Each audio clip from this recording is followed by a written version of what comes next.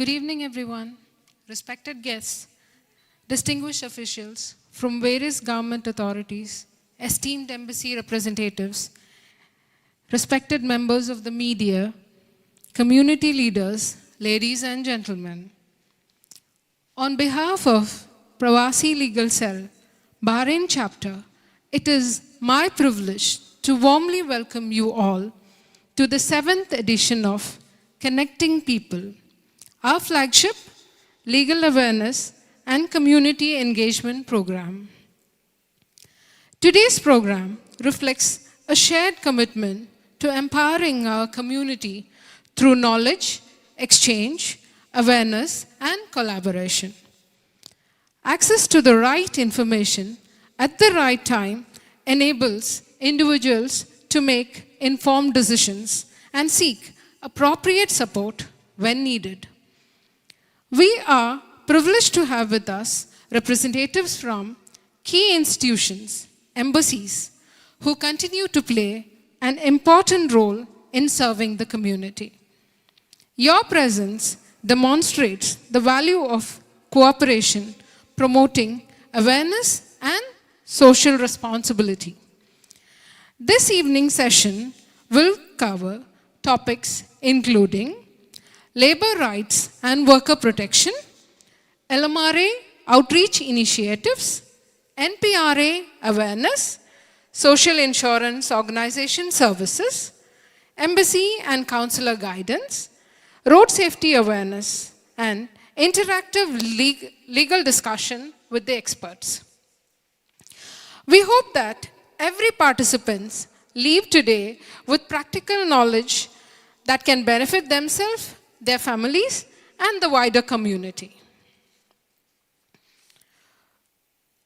I would like to express our sincere appreciation to all our speakers, dignitaries, volunteers, partners, and participants for joining us and supporting this initiative. With these words, I welcome you all once again and wish everyone a meaningful and informative evening. To begin with the program, ladies and gentlemen, we will now play a short video about Pravasi Legal Cell. Technical team, kindly play the video.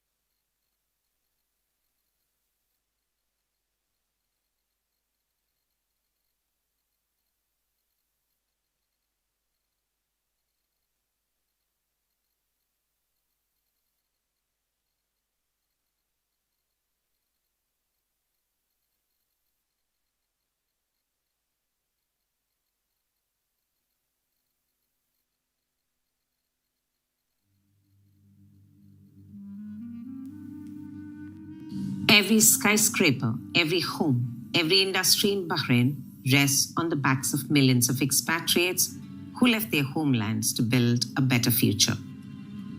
The government of Bahrain, under His Majesty King Hamad bin Isa Al Khalifa, and the Crown Prince and Prime Minister, His Royal Highness Prince Salman bin Hamad Al Khalifa, has created strong systems. Agencies like the Labour Market Regulatory Authority, Ministry of Labour, and the Nationality Passports Residence Authority enforce labour protections. Multiple embassies stand ready to help their citizens. Yet, despite these safeguards, low-skilled workers continue to fall through the cracks. Predatory recruiters charge illegal fees, employers make false promises about wages and accommodation. Passports get withheld. Indemnity goes unpaid. And when a worker is stranded, fined, or trapped, the gap between law and reality becomes a crisis. That gap is where Pravasi Legal Cell Bahrain chapter was born in the country. And that gap is where the organization continues to evolve. Founded globally by Advocate Jose Abraham, Advocate on Record, Supreme Court of India, Pravasi Legal Cell began operations in November 2021 as a team of retired judges, advocates, and social activists. But the chapter did not stay static. It evolved by partnering with 8 local Bahraini law firms. It evolved by earning recognition from the International Organization for Migration on its 3rd anniversary in mid-2025 for saving vulnerable lives. And it evolves every day because the problems facing expatriates keep changing. Pravasi Legal Cell offers pro bono legal consultations for visa disputes, unpaid wages, and illegal stay. The chapter runs the quarterly Connecting People Forum to educate workers on their rights. It coordinates directly with the embassies of India, Nepal, Sri Lanka, community representatives, and all diplomatic missions to secure cross-border protections. In cases of extreme hardship, Pravasi Legal Cell steps in alongside diplomatic missions to assist with repatriation, including fines, passport retrieval, and travel arrangements, recognizing that no single entity can do it all alone. None of this happens without support. Donors fund the rescues, sponsors cover the flights, volunteers give their nights and weekends. Team Pravasi Legal Cell, the lawyers, coordinators, and caseworkers work in partnership with embassies and government bodies because protecting expatriates requires collective effort. Bahrain is liberal and hospitable with robust protections in place. Pravasi Legal Cell strengthens that framework by ensuring no worker falls through the cracks. Together with government systems and diplomatic missions, the organization makes sure every expatriate who builds this kingdom is seen, heard, and protected. Rights do not end at the border. Neither does the work of Pravasi Legal Cell Bahrain chapter.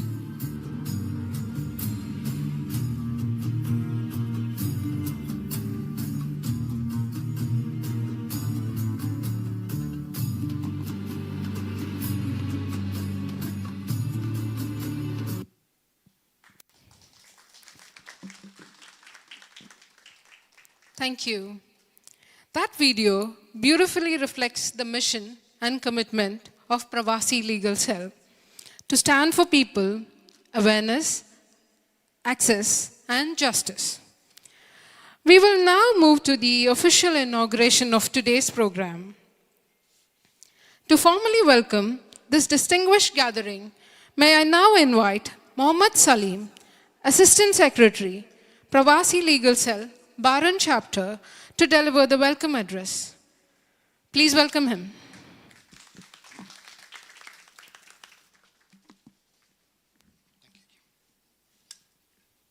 Thank you, Madam Fuzzy, for the wonderful introduction. I'm a bit nervous, actually, having traffic and LMRA in the room. You know, it gives me a little bit of goosebumps. The purpose of this is that we don't need to worry about LMRA or traffic. That's the reason we are creating an awareness here. So let me do my duty now.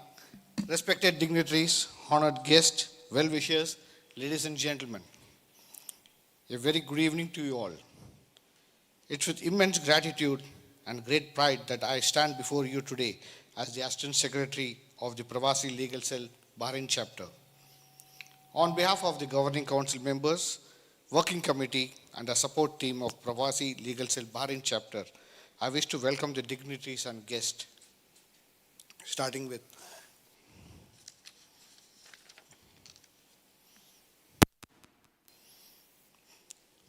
from the Traffic Department. We do have Mr. Rabia Mohammed, who is the Rakil Awal. Welcome you, sir. Mr. Sudesh Chako Mondi. And from the LMRA Partnership and Outreach Program, we have Mr. Fahad Al Binali and Ms. Sheikha Nabil Al Mullah. Welcome you to the event. Now from the NPRA Awareness Program, we have Captain Muhammad Abdul Aziz Al Hamadi, And we also have Lieutenant Abdullah Fawad Al Haji. We also have Ms. Latifa Fakuru and Mr. Hassan Bufatain. Welcome you all for this wonderful evening. From the SIO, we have Mr. Ahmad Al Kina, Head of the Legal Legislative Office, Ms. Mariam Juma Fezia, Ms. Noor Ahmed Al Shayag, Mr. Faisal Khalid Abdullah. Welcome you for the wonderful evening. From the Indian Embassy, we have Ms. Nihal, Project Officer, Labor Mobility. And from the other embassy, from the Sri Lankan Embassy, we have Mrs. Tarangika attached to the counselor. Welcome, ma'am. And we have Ms. Sunita Thapa, Labor Attaché from the Embassy of the Nepal. Welcome you. We also have representations from Philippine Embassy, Bangladesh Embassy. Along with, we have representation from many African countries, and along with the association, many associations who have joined here today, this evening. We welcome you all for this wonderful evening. And we do have our own Advocate Bushra Mayoof, and Advocate Tariq Al-On. Welcome you to this forum. And apart from that, we do have many guests over here who are here to witness this session. Welcome you once again. I hand over control to Madam Fazil.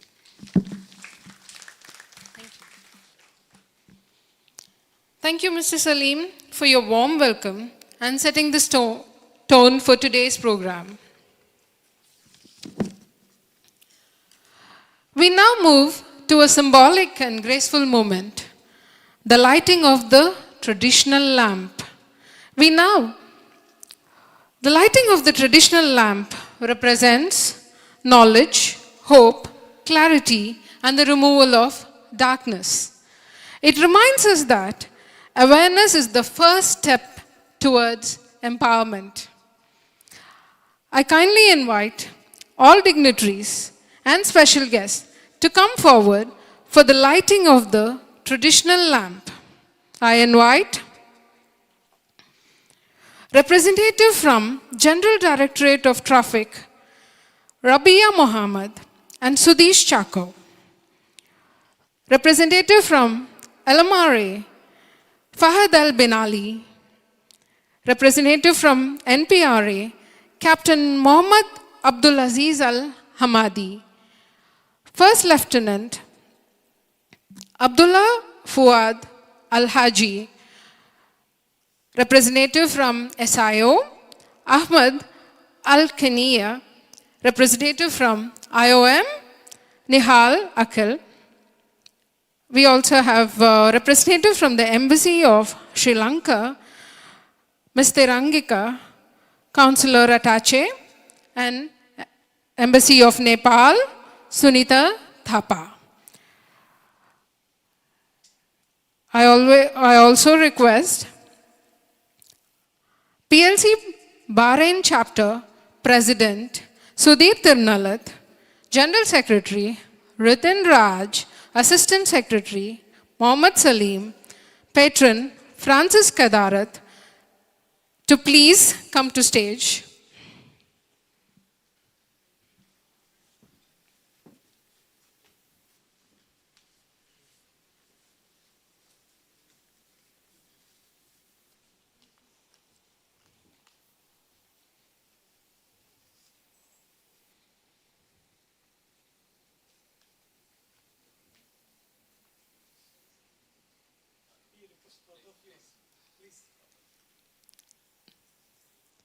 Please join us.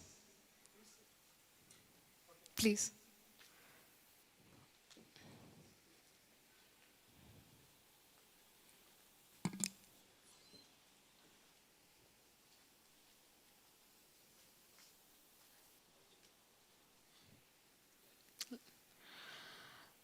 Now, we will light the lamp. Please, all dignitaries, please join us.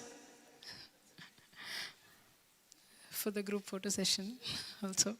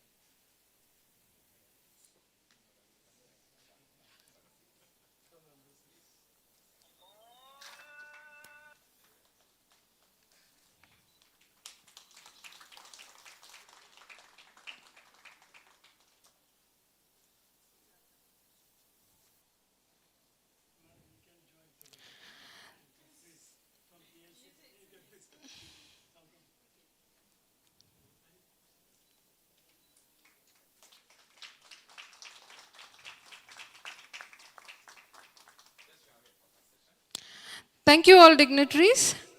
I request all dignitaries to stay on stage for a photo session.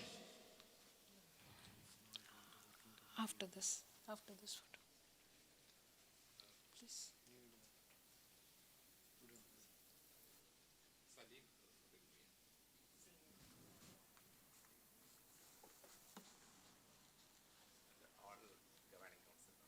After this. Now, sir? I request all PLC Governing Council members and Working Committee members to please come on stage for a photo session.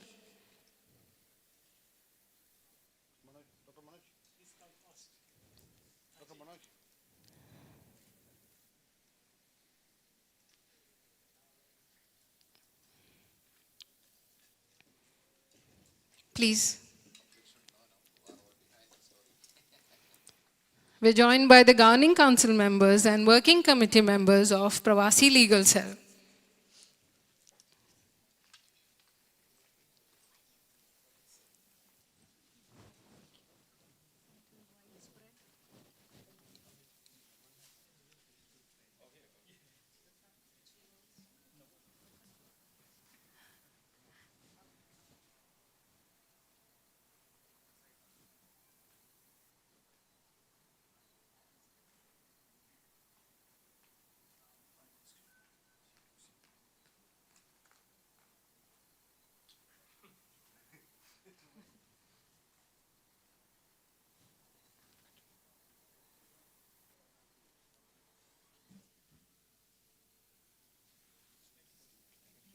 Thank you, everyone.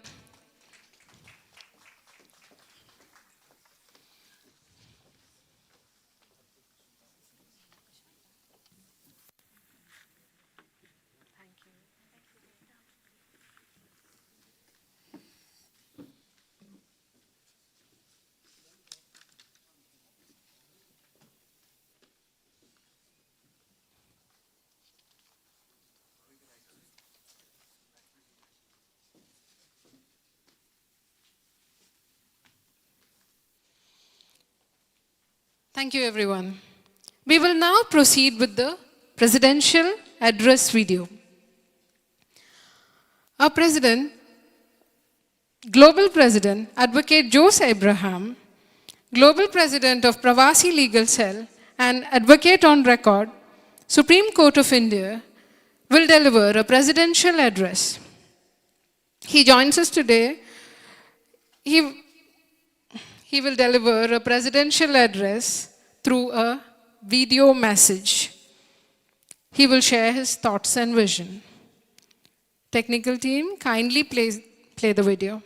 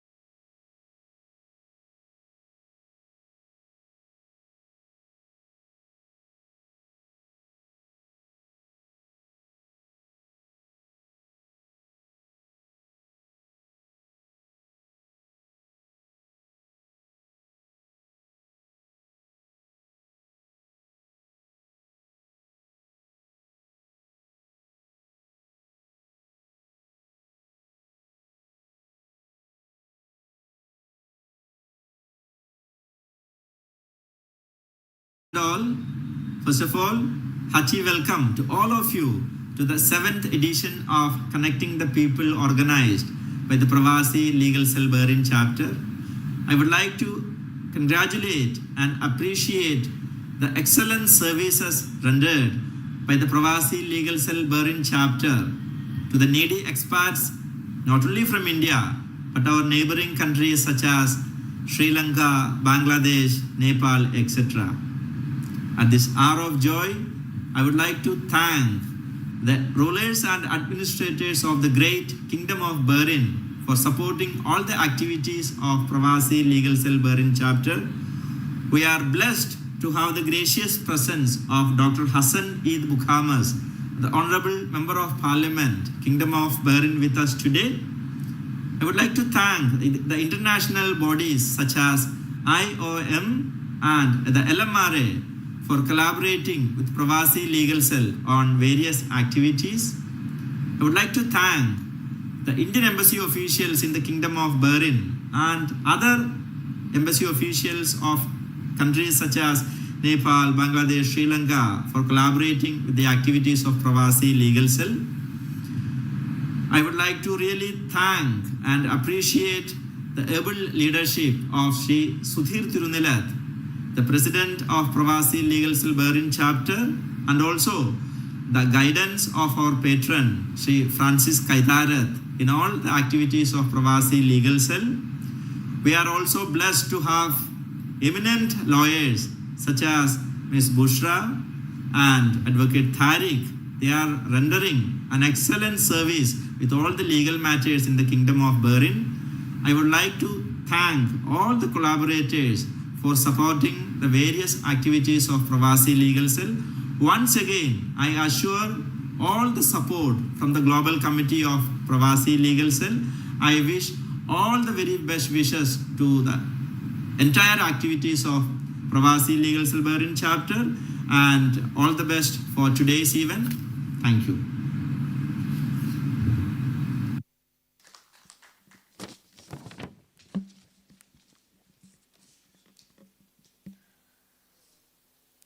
Thank you.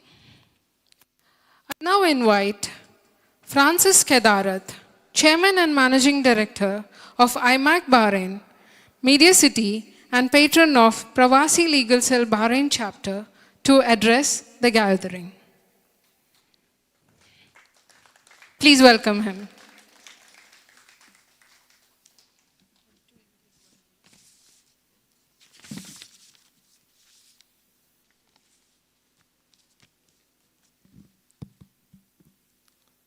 Good evening, everyone. Pravasi Legal Cell Global President, Supreme Court Advocate on Record, Advocate Dr. Jos Abraham, with us in Zoom online.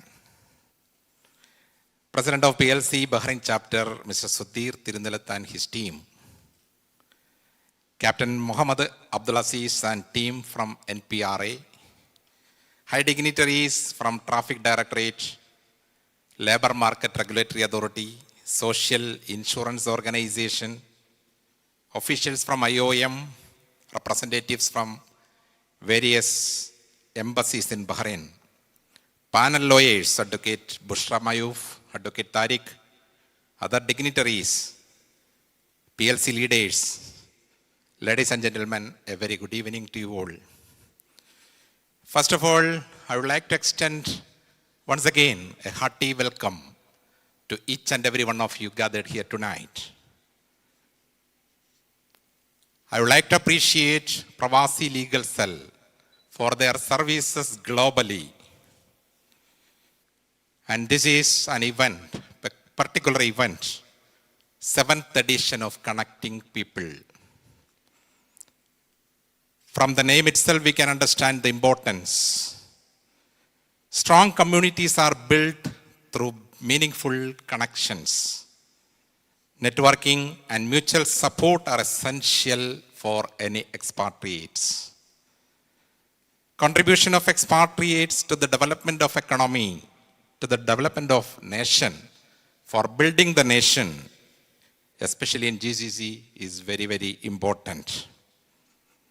And thereby, we have to empower the expatriate community in the kingdom, especially all expatriate communities from different parts of the world. Community support and guidance will help to create confidence in each and every expatriate living in the kingdom. And yesterday, I attended one function in the Crown Plaza Auditorium. Bahrain is united. I could see a lot of religious leaders, variety of cultural activities, lot of unity in diversity. And I could say Bahrain is a role model for religious and cultural harmony. I request all of you actively engage in discussions and the gained knowledge, please share with your family and friends. Ladies and gentlemen, Dr. Hassan Eid Bukkam has agreed to come here today, but unfortunately at the time of departure, he got a very important guest at home. That's why he could not reach over here. And here, I would like to express sincere love and affection to each and every dignitaries from various government departments and all the participants for this noble event to make it success. When people connect, knowledge grows. When knowledge grows, communities become stronger. Long live PLC, long live Bahrain. Thank you.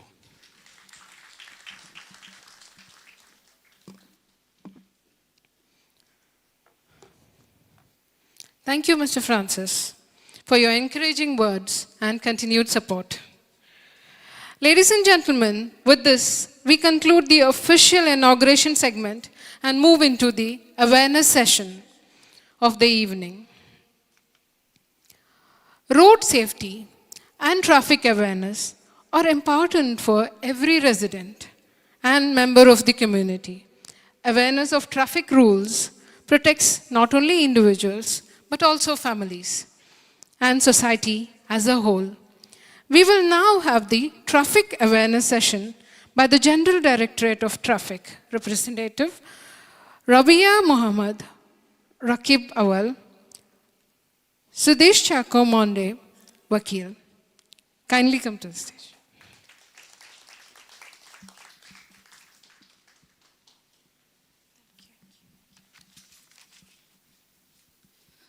Assalamu alaikum and a very good evening, everyone.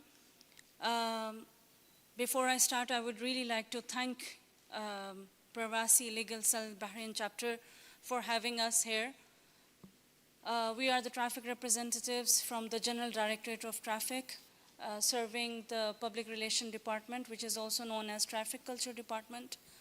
And on behalf of General Directorate of Traffic, we would like to thank you and at the same time appreciate all your efforts you do for the expats here in Bahrain. We, on behalf of all the ministries in Bahrain, are always there to serve at the best, and we'll try our best for answering all the questions if anyone has. So that's why we are here, and our aim is to spread the awareness, especially regarding the rules and regulations of the traffic department. With me, my colleague Sudesh will be giving you some more information since we have a very limited time. When we speak about traffic awareness, like 1 hour, 2 hours are not enough for us. We need at least a good time, right?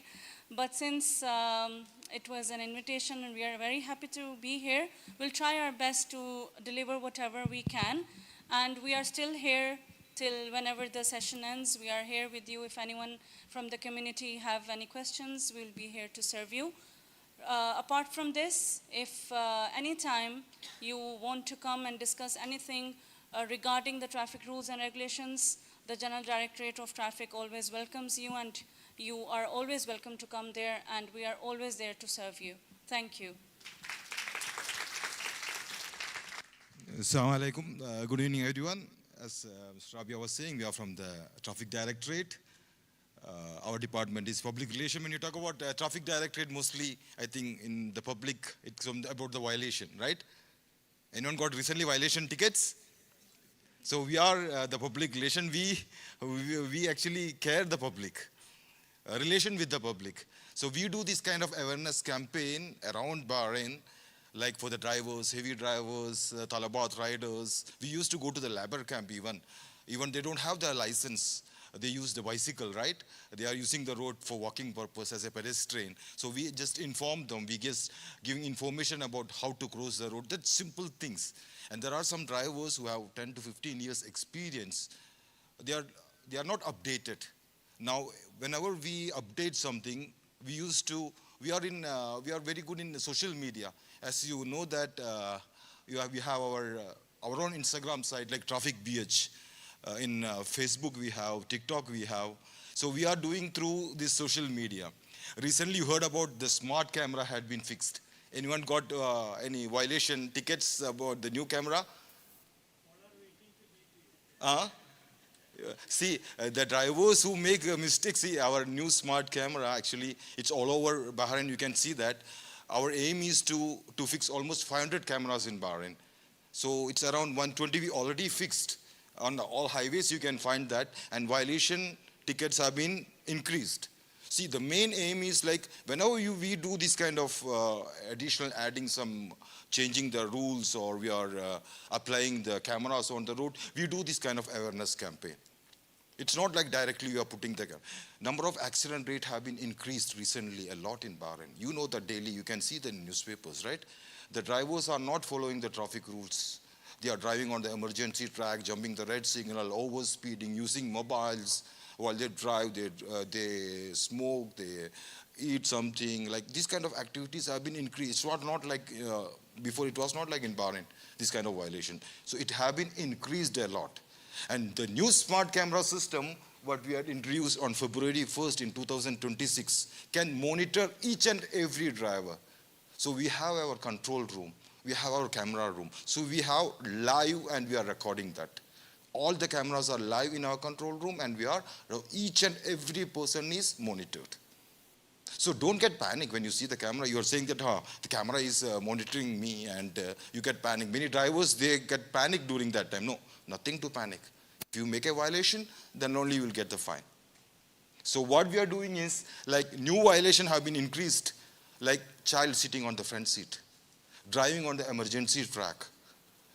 The drivers, now the new camera says that the heavy drivers, they have to drive on the extreme right side. Normally I noticed that traffic patrolling vehicle on the roads, when the driver who is driving on the emergency track, we used to stop them. Now it's there in the new camera. So drivers have a tendency of making violation, and the people started to get the tickets of violation. Hopefully it will be reduced. Do you have any suggestions from your side? Anyone use the scooter, electric scooters? We had seen that many of them, they are using the electric. Now recently in Traffic VH, you can see that updated one. 1 week back, for the scooters, we had made a new rule. All highways, you are not allowed to ride a scooter. It's very dangerous on highway or driving on an e-scooter. And they don't have the basic information. They don't have any training or they don't have any license. They're simply riding on the highway and many accident happens. The child who is below 7, not allowed to drive on the e-scooters or electrical scooters, not allowed it. And it's a fine from BD 50 to 100. Recently we had updated that. So what we do is this kind of information we spread among the society to make sure that our Bahrain is safe without any accident. And for that, we need your help. Without your help, we can't do that. So we have to work together and we will make our Bahrain a peaceful one. Thank you very much.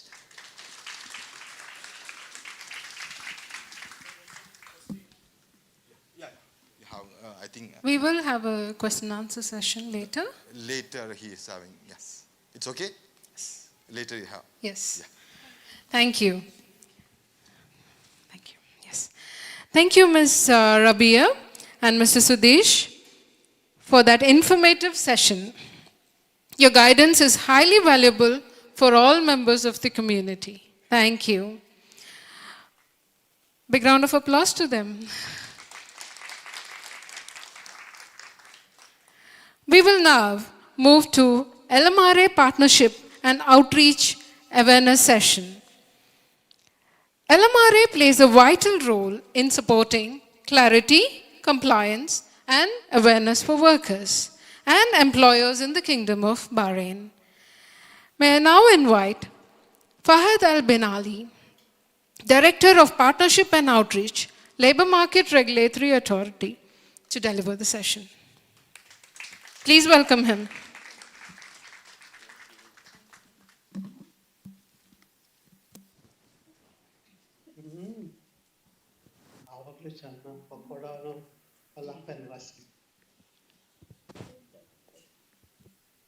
Please switch off the mic.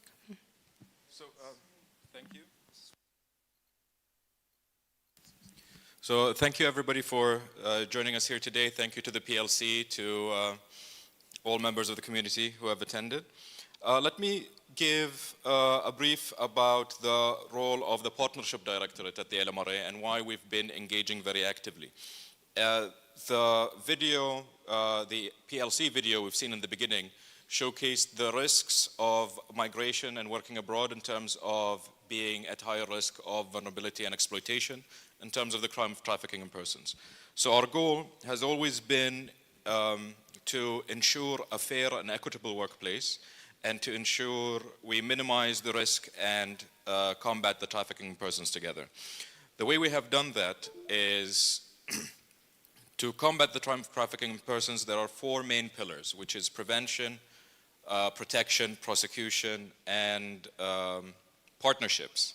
So my directorate specifically is concerned with the preventative element, but also the partnership element. And the partnership element, we always say it's very underrated often, but it is very crucial because to truly combat trafficking in persons, you have to acknowledge that no single government entity or individual can combat trafficking in persons alone. We have to do it through partnership. And acknowledging the role that is contributed daily, in most cases by volunteers, is an important one. And our role in the Partnership Directorate, specifically at the LMRA, is to bring together our outlooks and our systems and processes to make sure that you are working with the system and not feeling that you have to work around the system to be able to deliver on the role that you need to do. And we have had a lot of success stories working with the IOM under the Working Together campaign, developing solutions. One other value that civil society actors and community actors provide is that sometimes the law is clear and the rules and regulations are clear, but there are gaps and gray areas and some exceptions, like in complicated cases. And civil society like PLC and other organizations, you spot those ahead of time. And you help us shape our policies, identify gaps, and fix them quickly, rather than having that loop being unaddressed or having policy changes later. I did have a slide with a QR code, and because this is a result of our work with the communities, with the IOM last year under the Working Together campaign, and we have online information material available in a number of languages, including Hindi, Malayalam, Nepali, Bangla, Tamil, Punjabi, Sri Lankan, Nepali, and others. And this has been a result of our partnerships with our communities, with our embassies, to ensure that language is available in your own language and that it is understood. So the information material available on that website includes LMRA support to workers and employers. It showcases an understanding the crime of trafficking in persons. Specifically, a lot of the time when the EPC receives a case which is at high risk of exploitation, they use screening indicators. The problem is, by the time a person realizes that they are a person of trafficking, it's too late. So our job is to get in early, and if all community actors are aware of the crime, its element, it makes protection more effective and prevention more likely. Another thing is we cover workplace rights and responsibilities, mental health awareness. We've gone through a very challenging period recently, so it's very important. Rights and responsibilities of domestic workers, including indemnity, is over there. Financial rights, your documents, your identity, about withholding passports and identification cards, what to do and how to approach these situations and what are the rules around it. An overview of the registered workers permit system, which talks about eligibility, criteria, things like that. And also an important one is changing employers and terminating contracts. When do you need an NOC? When do you not need an NOC? When can you transfer with employer's control? When you can't? So these things are all available online.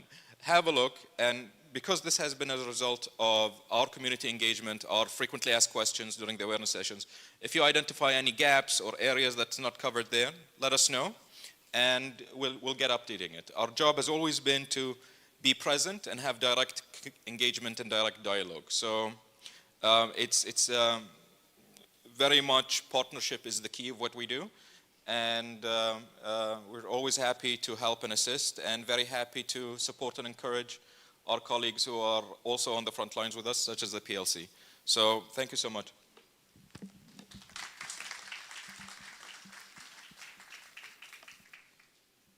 Thank you, Mr. Fahad, for your valuable insights and for helping the community better understand the role and services of LMRA.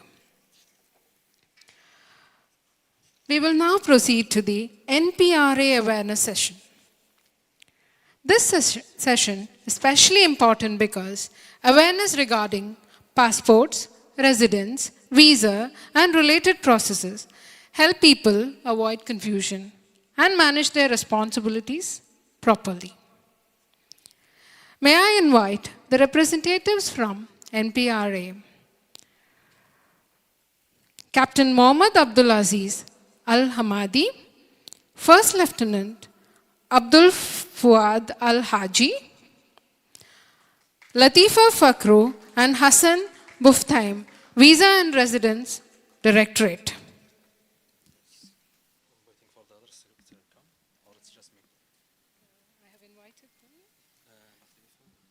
Kindly join us.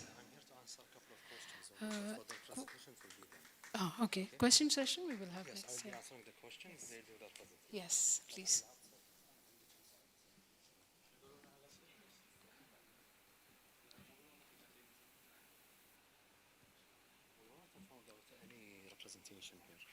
Okay. Do you want to just have 2 words maybe? And then thank you for being here. First of all, I would like to thank the representatives here for the invite. We're here from the NPRA to answer any question that the community might have. First, regarding the visit visas and the work permits, it's all under our observation with the help of the LMRA. You basically start with the LMRA, and then for the legal inspections, it's up to us. So we're here to help any kind of doubts or questions. For the question and answer part, we'll all be ready to answer your questions. You can also visit our site, NPRA, for any information that you might need. So thank you for the invite. Thank you. Thank you, all of you.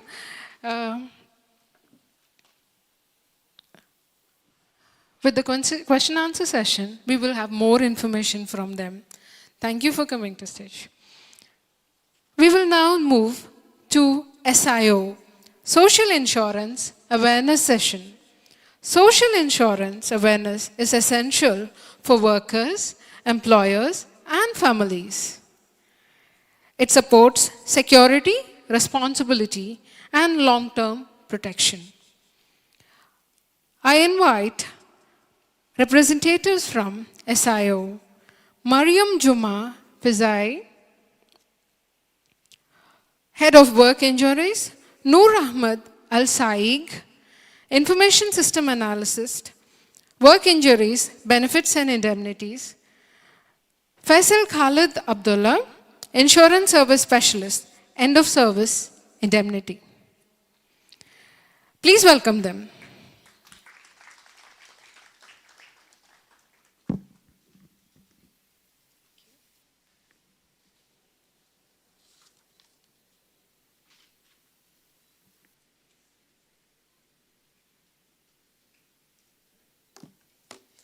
Hello everybody, I hope you're all having a good day. So my name is Faisal Khalid. I work in the registration and contribution department. So one of the key roles in my job role is the non-Bahrain indemnity benefit. So the purpose of the non-Bahrain benefit is to serve as a financial security for the non-Bahrainis or expatriates. It was introduced back in March 2024. And the provision was also confined by His Excellency or His Highness Prince Salman bin Hamad Al Khalifa. One of the key observations of the non-Bahraini benefit is to know that, I'm sorry.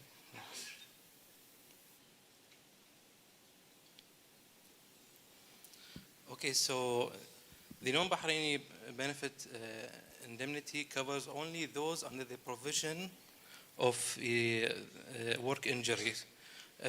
Those that are exclusive of the provision are the parties of the GCC Council, Saudis, Qataris, Kuwaitis, and also those who are unskilled workers, for example, nannies, or lift compliances. One of the main components that you may have or have questions about are the components of how we pay for the non-Bahraini benefit. So in SIO, we have several components for the wages, which are the basic wage, house allowance, bonuses, commissions. But for the purpose of the non-Bahraini benefit, the calculation is based on the basic wage and the social allowance.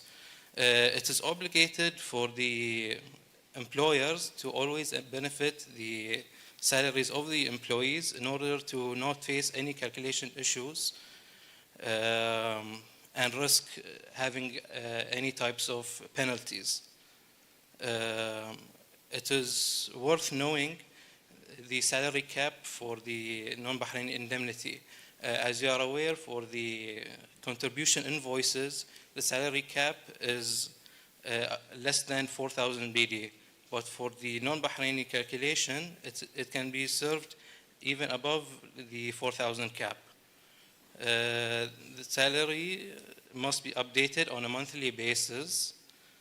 Unlike the current practices in the SIO, where salaries are updated at the beginning of the year.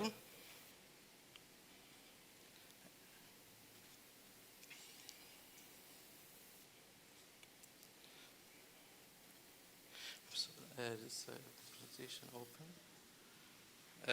Can I have the technical team to go from the start?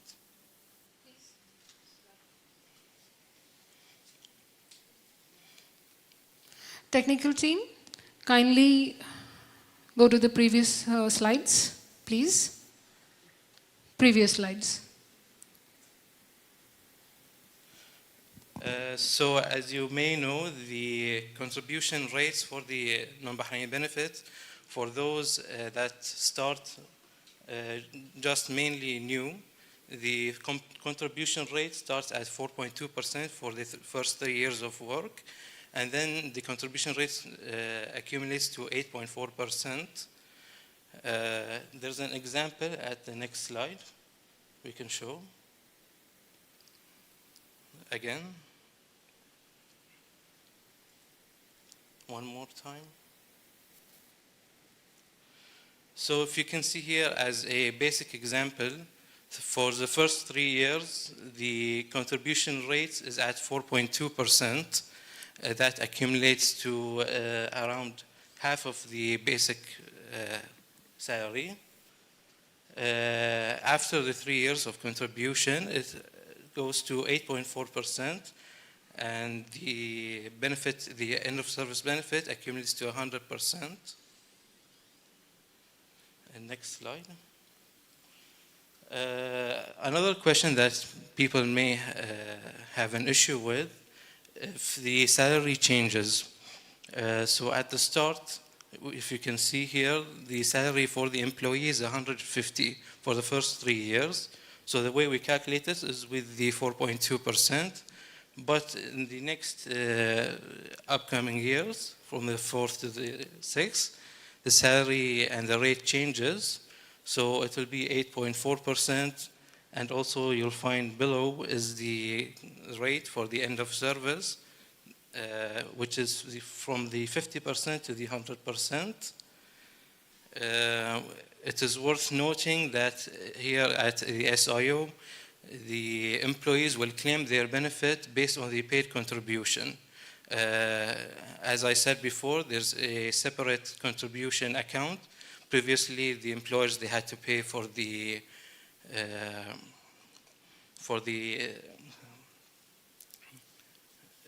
private regular contribution, for the unemployment contributions.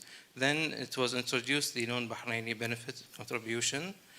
This serves as a way for the financial security of the employees. In order, since a long time ago, some employees, they've been complaining that their employers have been facing issues that they cannot provide the final settlements for the employees.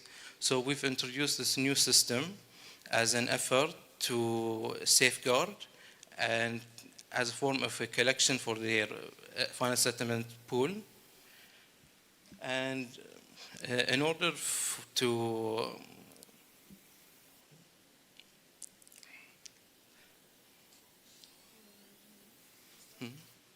no, because it's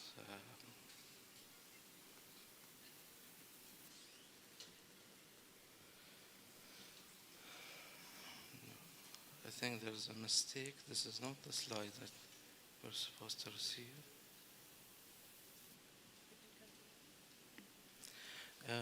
This is slide one. Can we continue with the work? Yes. Okay, thank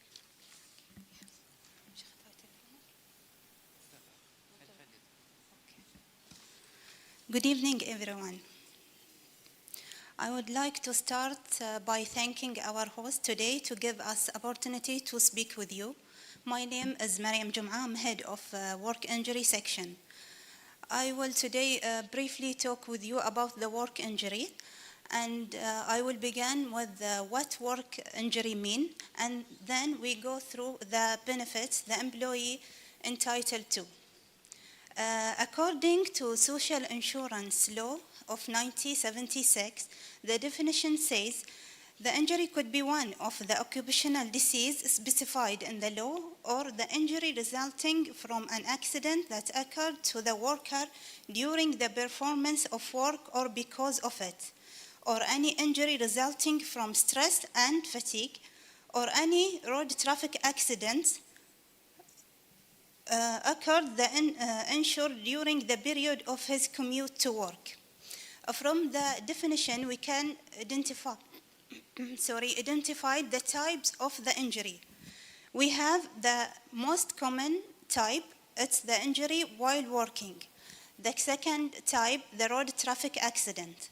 Third type of injury, we call the stress from work.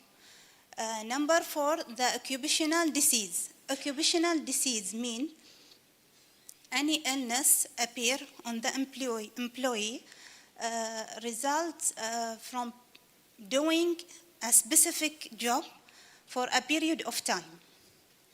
And in all injuries, if the injury led to death, this death considered as a work or death occupational. After we know the type of the injuries, the injured person or the worker, employer, after any injury happened, he should be notify his employer or supervisor directly. So the employer should inform the SIO about the injury and submit the request. When we receive the request, we studying the case and studying the supporting document. And if this case approved as a work injury, after that the employee or the worker eligible for the benefits.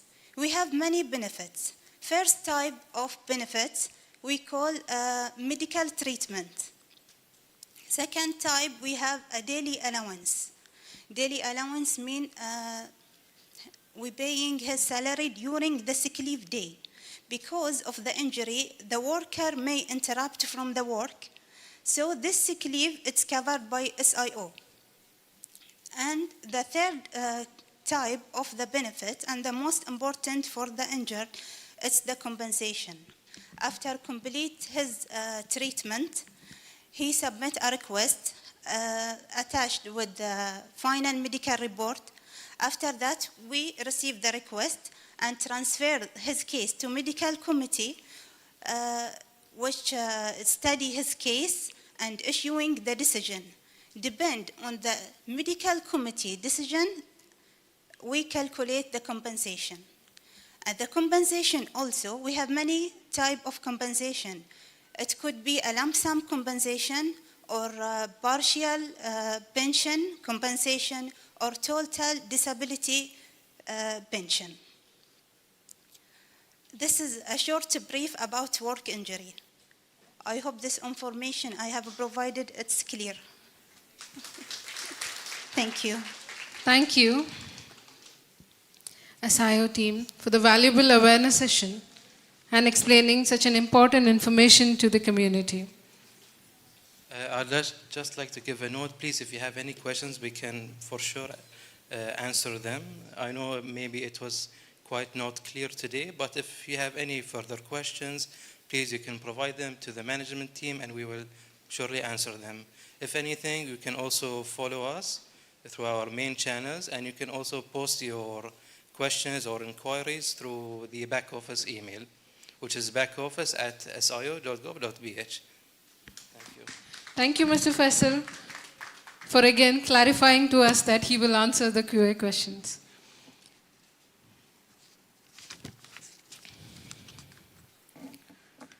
We will now proceed to IOM session. The International Organization for Migration plays an important role in supporting safe, informed, and dignified migration. May I invite Nihal Akil, Project Officer, Labor Mobility, IOM Bahrain, to the stage. Please welcome her.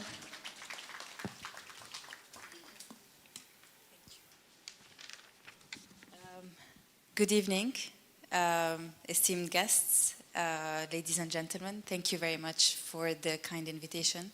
It's a pleasure and an honor to be here, and I hope that I'll be able to provide some useful information.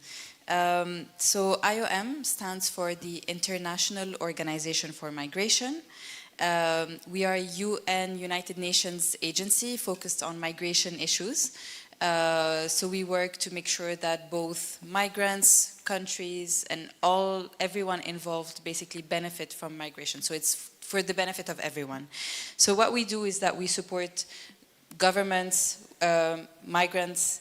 We work with also civil society organizations, faith-based organizations. So we work with the private sector very closely, also particularly around responsible recruitment, to make sure that they also recruit workers in an ethical manner and fair and transparently.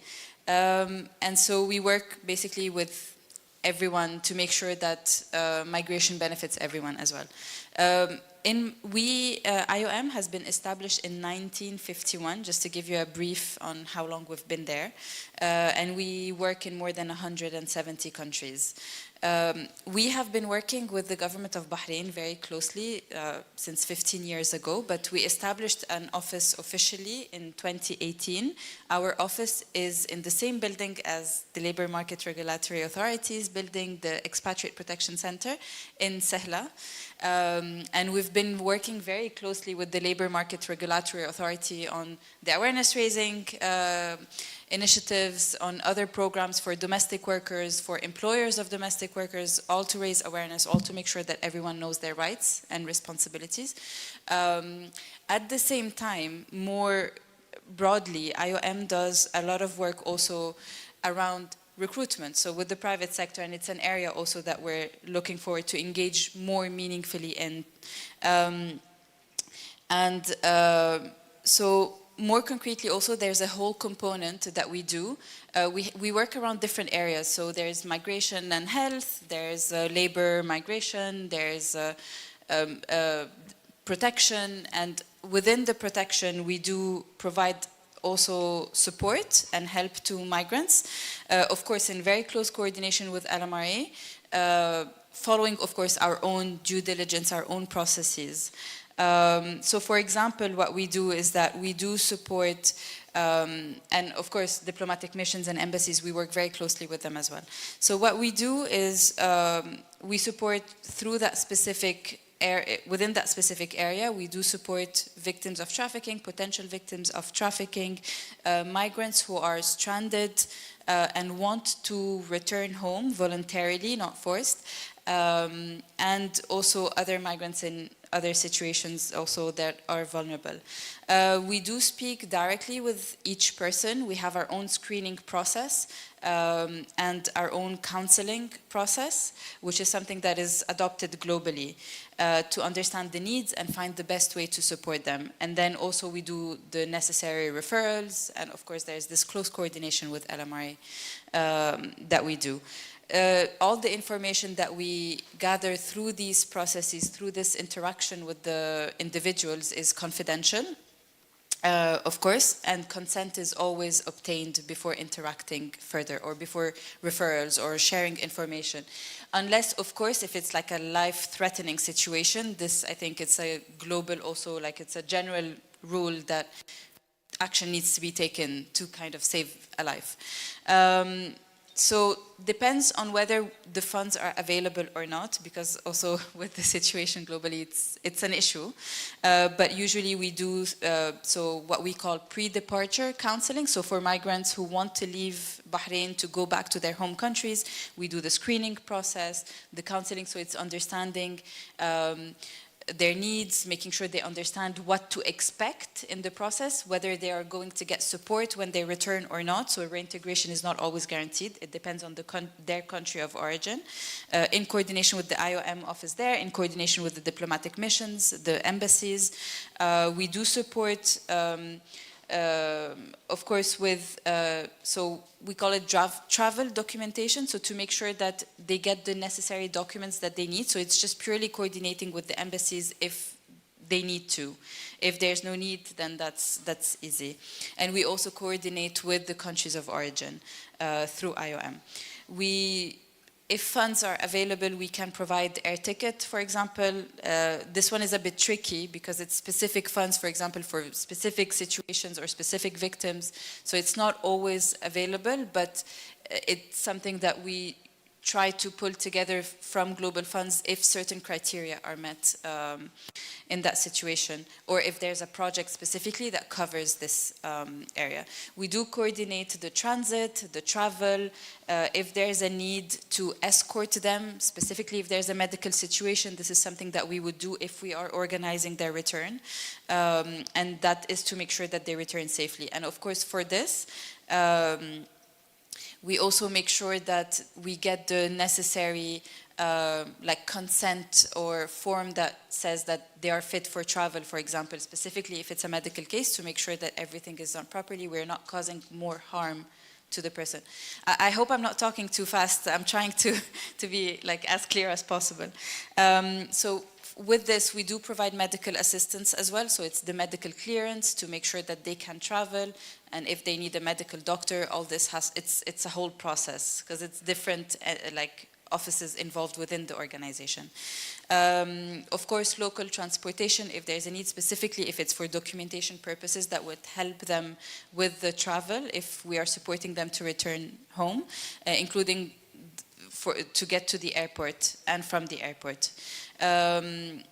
Depending again on the situation and on the funds, sometimes we do provide as well in-kind assistance, and also like first and foremost it's the referrals to the appropriate services. In a lot of cases, like if not 99% of the cases, we do refer to LMRA because they do provide a lot of services already for migrant workers. In some situations, there are other also entities that we could refer workers to if they agree. And that's it. So basically, the key idea or the most important thing that I want to communicate today is the importance of knowing your rights. So thank you to all the government officials who are here today and also the diplomatic missions or embassy officials, because the information that they are providing is crucial and essential. You know your rights, you will know where to go, you will know what to do, and you will be able to protect yourself.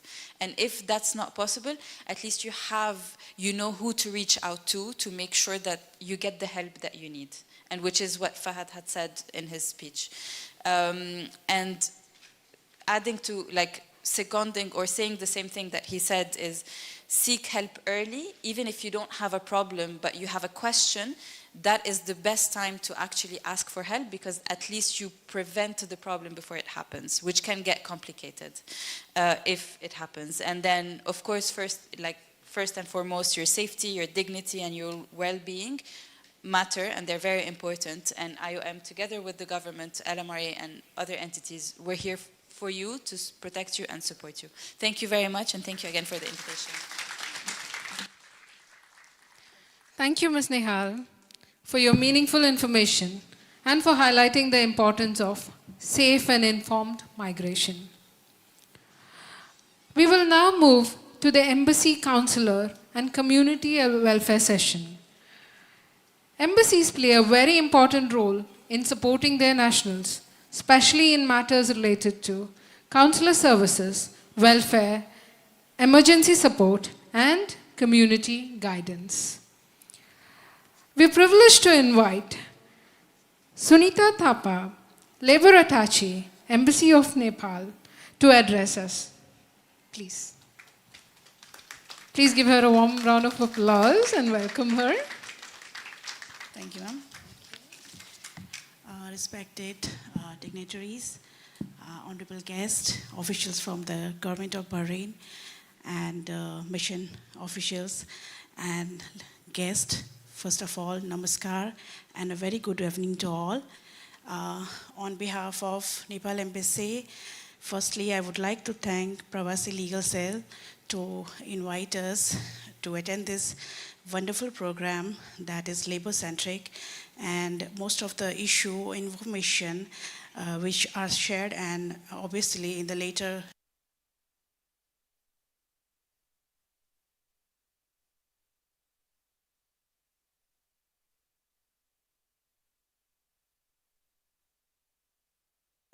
Mr. President of PVC and the members of the PLC team. As a country who provides or who's like more than 30,000 workers nationals are working and living in Bahrain. So I think we are the major embassy. We are the major embassy mission who is largely centric on labor issues and deal with the labor matters day by day. So I'm glad we have here LMRA officials, SIO officials, NPRA, each and every organization for whom we are major stakeholder. We are one of the stakeholder who are very like to visit and like to connect with the officials. And this platform surely today is giving us a great opportunity to discuss our concern and issues. I'm very much looking forward to course Q&A and sessions later in the evening. So thank you so much, and best wishes for Pravasi Legal Cells. They have come a long way. They are doing a very great job. They have been excellent and good friends for our also. Whenever there is a Nepali in hospital or is in trouble, and Mr. Sudhir and the team of PLC always share information with us, always being a good friend, and just wanted to congratulate them. They have come a long way and still there is more to go. Best wishes for the future endeavor, and keep loving Nepal and Nepalese people. We are neighboring country, and of course PLC always doesn't differentiate between any expert worker. Even the government officials are very much good and kind towards the expat community. We felt that in this recently some conflict time also, we felt that in our heart that the government is providing, the Bahrainese government, a very good care of the expat community. Again, thank you so much for providing this platform for this opportunity to us. Thank you so much. Thank you, Ms. Sunita, for your valuable words and your continued service to the community. Thank you. We also acknowledge the presence and support of Embassy representative from the Embassy of Sri Lanka. Thank you. Your presence today reflects the importance of collective community welfare, and we sincerely appreciate your support. Ladies and gentlemen, we now come to one of the key segments of this evening, the panel discussion, the legal talk. Legal awareness is not only about knowing the law in theory, it is about understanding what to do, where to go, whom to approach, and how to act responsible when a situation arises. For this panel, we are honored to have respected legal professionals, representatives with us, Advocate Bushra Mayoof, Advocate Tariq Alaw. This session will be moderated by our senior journalist, Raji Unikrishnan. May I invite our panel lawyers and moderator to kindly to start the session, Ms. Raji Unikrishnan. I now hand over the session to our moderator, senior journalist, Ms. Raji.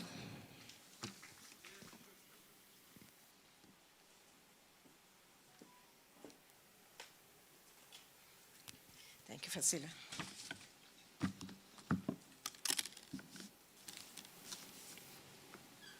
Good evening, everyone. I know we are running a little late, not a little, quite a bit late. Apologies.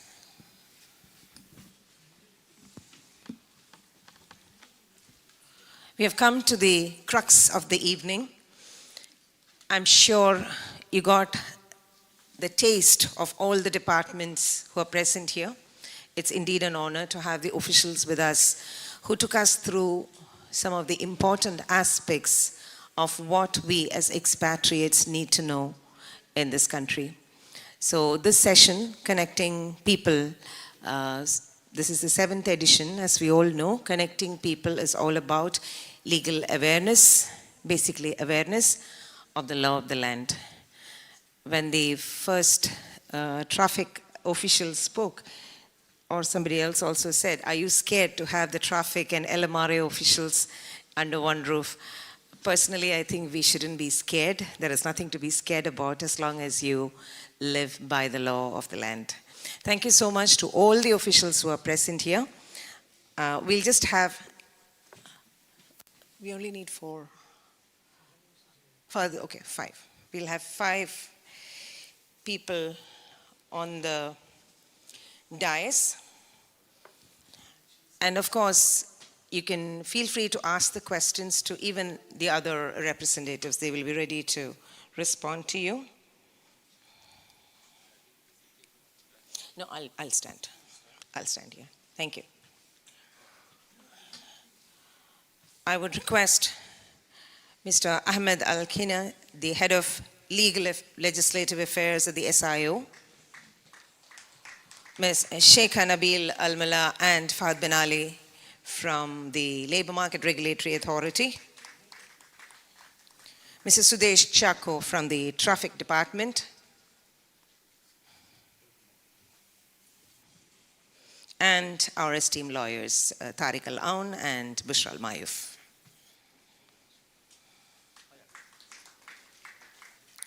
I think we also have the translator for Mr. Tariq.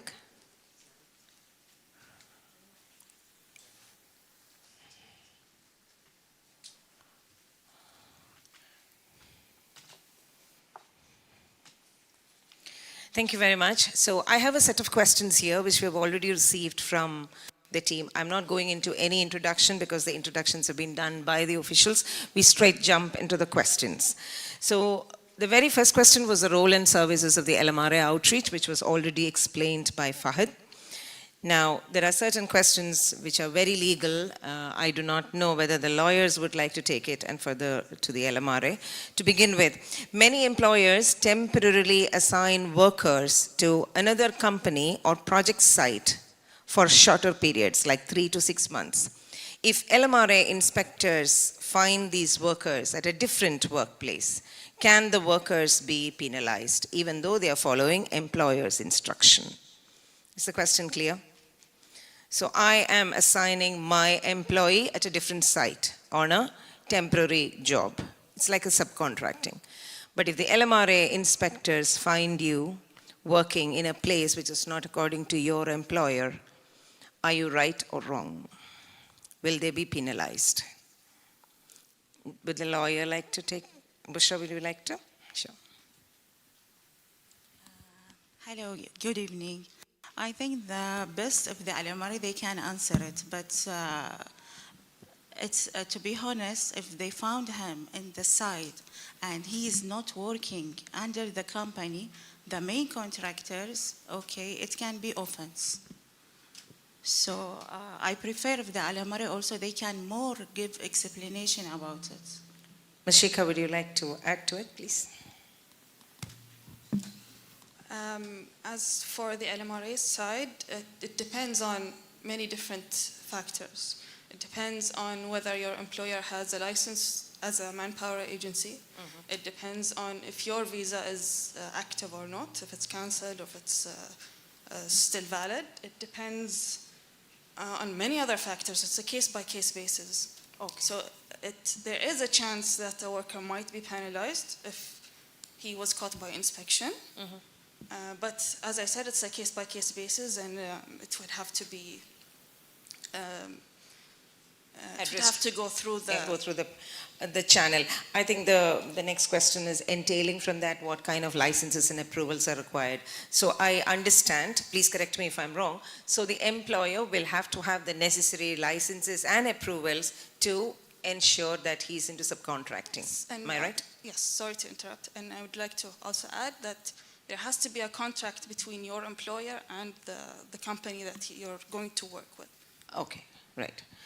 So that's what we are talking about, manpower agencies. So is manpower supply permitted only for certain companies like security guards, cleaners, or can companies also supply drivers, machine operators, equipment handlers, and other categories of worker? Is there any specific brackets under which they can operate?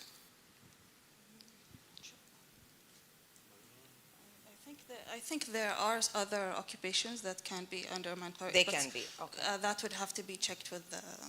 Right. Next quick question is about the NOC, the No Objection Certificate. Many workers have been informed recently that an NOC is required for changing employment. Can you clarify the current legal requirements for that, please? Well, usually the NOC is not required for changing employers. When it is required is if the employer is out of the country, so they would require a letter so they can approve his transfer to a different employer because he's not physically in Bahrain to approve. Or if the employer who wants to change employers has worked with their current employer less than 1 year. Okay. So if it is less than 1 year, they would need an NOC? They would or need if consent. the employer is traveling, they would need an NOC? Yes. Right.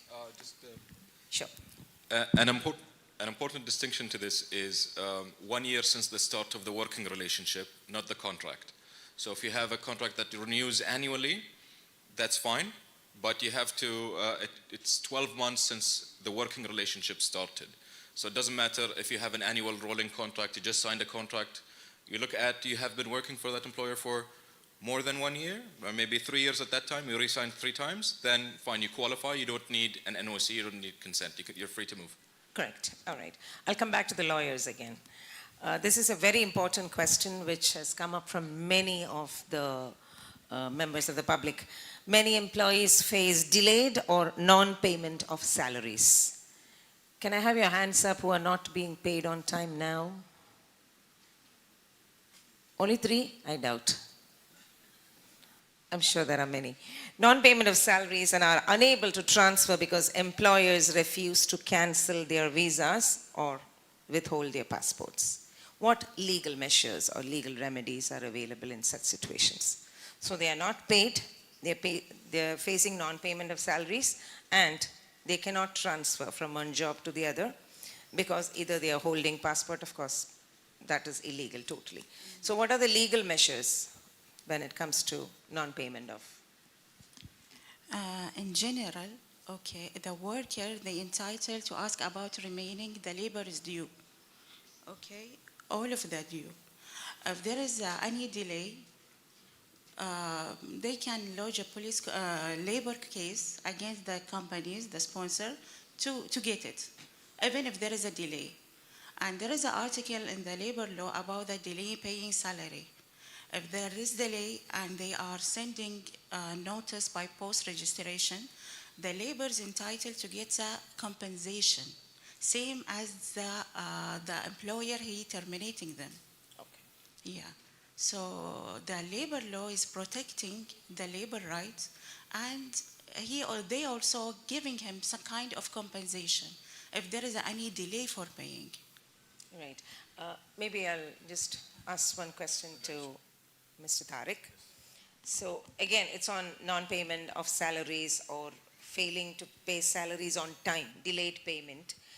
What is the time frame within which a complaint is valid? For example, if I'm not being paid, how long can I wait? Because some employees have this habit of giving their employees some time. Okay, we understand they're going through a tough time. They are friends or they are very good. What is the cutoff time after which my complaint will not be honored? القضية العمالية بعد شهر، خلال شهر العامل لازم يكون يرفع دعوة، خصوصا إذا كان في فصل تعسفي أو غير أو من شبيه الغير المشروع، فصل غير مشروع. لكن خلال سنة واحدة تسقط جميع المطالبات، بعد سنة واحدة تسقط جميع المطالبات عن الشركة أو المؤسسة اللي كان يعمل فيها العامل. According to Bahrain law, the labor must file the case within 1 year after the termination or the resignation. If there is any unlawful termination, anything else, he has to file the case to the court before 1 year. So 1 year is the cutoff time for anyone to file their case in case of delayed wages. One more question to Advocate Tariq. So there is this process time. I'm transferring my job to another job. So my process of transfer is happening or going on. During this time, while I'm working in another company, the LMRA inspection cites me as violation. How can this be rectified?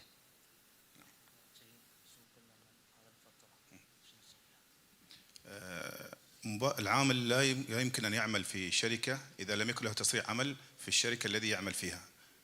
أي شركة يعمل فيها لازم يكون لديه تصريح عمل ساري للمفعول لهذه الشركة. لا يمكن أن ينتقل إلى شركة أخرى بدون تصريح عمل أو لم يصدر له تصريح عمل من الشركة التي انتقل إليها. يعني خلال فترة تدريب مع تدريب هيئة تنظيم سوق العمل تشترط أن يكون لديه تصريح عمل في الموقع الذي يعمل فيه حتى ليوم واحد. يعتبر مخالفة أي عمل بدون تصريح في الشركة التي يعمل بها. One employee must be valid work permit if he is working in another company. Any time, minimum 1 day, at least 1 day he must be carry the visa or work permit. It is compulsory to do work in Bahrain.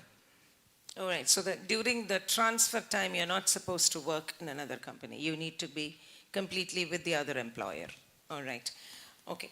Maybe the LMRA team again. Sorry, I'll come back to you.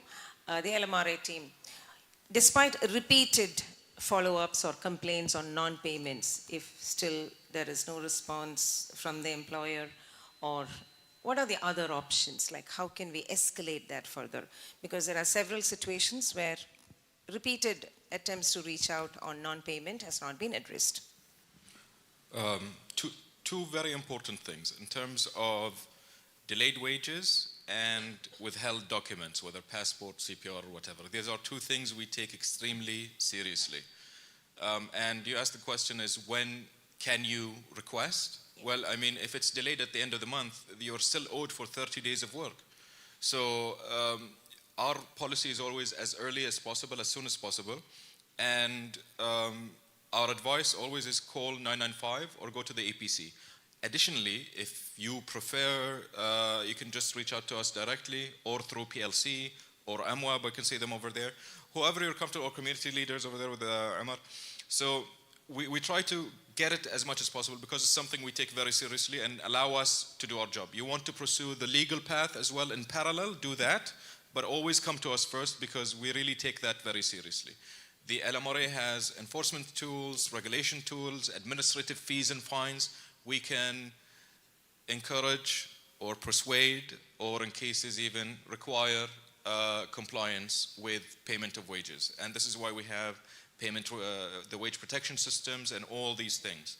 Additionally, some people may not know, but at the Expat Protection Center, there is also a service which allows you, well, they process and file case documents for you for free of charge. Understanding that Arabic is not your first language, the Bahraini legal system is not your own legal system, so to bridge that gap. So there is help available. Always come, and then if there is an issue, reach out to me or Sheikha, the Partnership and Outreach Directorate, or whoever you're comfortable with, whether PLC, because we also take negative feedback. If our help mechanisms were not enough to help you, let us know, we'll see where the gap is, and we'll try to find a solution. So that's the ultimate goal. But never wait, never delay, and never feel it's not early enough. All right. Yeah. So now we come to some of the financial rights, maybe a shared question for SIO, LMRA, and the lawyers. So expatriates facing difficulties accessing their bank accounts after their visa is cancelled. So what is the official position? We'll begin with the LMRA first, then the SIO, and then the legal. So we are receiving complaints that for some reason or the other, their bank accounts are frozen at the end of their, is it the SIO? Yeah. I mean, we can help and assist, but it's not exactly our mandate unless it's delayed or there isn't a problem. Then we can facilitate. From the bank side, yes. Yeah. So what are the mechanisms available to receive the end of service benefits of an employee and get their money transferred legally? First of all, we know that's a new thing to face. It's a challenge. But a lot of workarounds have been applied by SIO. There is a coordination with also the embassies, especially in case if the employee is dead. So we can transfer his rights through the embassy to his country to be distributed according to the inheritance law applied in his country. Currently, there is a coordination undergoing with the entitled government entities to set out a solution for the bank, especially for the bank account access when the employee is out. But I can say that any employer facing such issue with one of his employees, he can come to SIO or send an email, and we have more than one solution. Okay. Either we can refund the employer for the amount paid to SIO, so he can pay it to his employee. So this is the current situation. And what is the email address, please? Is it on the website? I think it's frontoffice.sio.gov.bh. Okay. I'm sure it's available on the website, right? Okay. Front office and back office at sio.gov.bh. sio.gov.bh. So anything related to end of service benefits, you can send an email and there are multiple solutions. All right. So another question is recovering LMRA fees and other government related fees charges from employees. I don't know who would like to answer. Legal and LMRA perhaps. That is any other, Fahad, you just now said about the translation and things like that. There is assistance available at the Expat Protection Center, but sometimes expats get it done outside, the translation and things like that. But the employers claim those fees, which is involved in the whole process. Employers recover, including the LMRA fees, from the employees. Is this legal?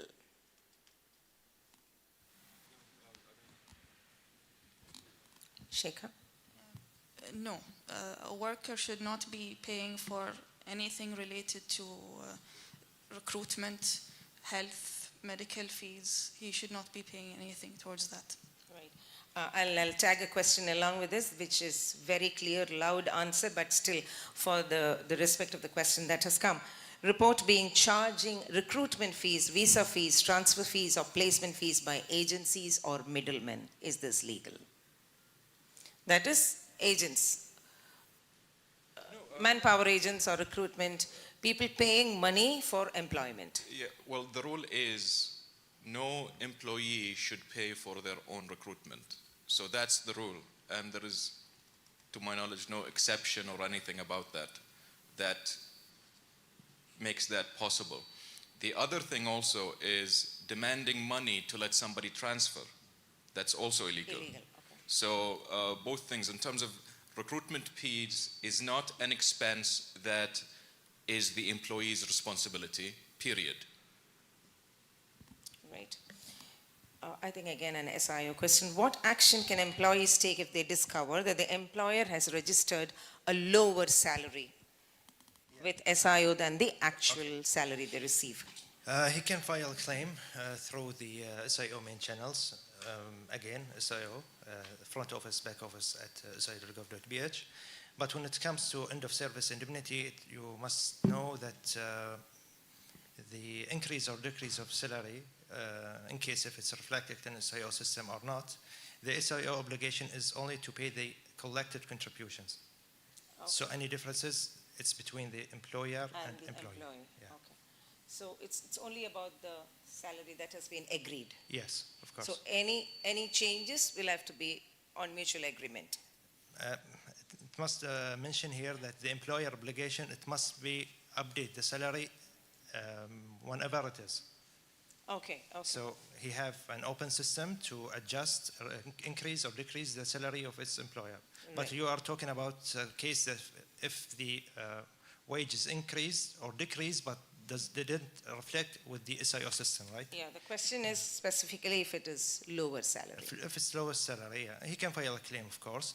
But again, higher salary is always of the benefit of the employee. I'm sure there would be no complaint on that, isn't it? The most important thing here to know that even if it's lower than what is registered in SIO, the employer right is still there. He can claim it directly from the employer. Great, thank you. I'll move to the lawyers again. Coming to domestic workers, I'm sure all the traffic has very relevant questions coming in. I'm sure the public will have questions as well. So sure, please. The mic. Okay. About registering lower salary, this one, it can be part criminal. Okay. Yes, the worker, they can file a police complaint that the company, they are registering him lower salary than he's receiving. Okay. And the public prosecution, they're doing investigation, and it can be also a criminal fine against the company. We had many cases on these things because there is a kind of cheating the government also. It's not about also cheating the workers. So there is a criminal part. Right. Yes. So employers doing that will also face a criminal side of it other than just labor or civil dispute. Right. We come to domestic workers, a very sensitive segment. Can you please explain the legal rights, Mr. Tariq, legal rights of domestic workers regarding their end of service benefits?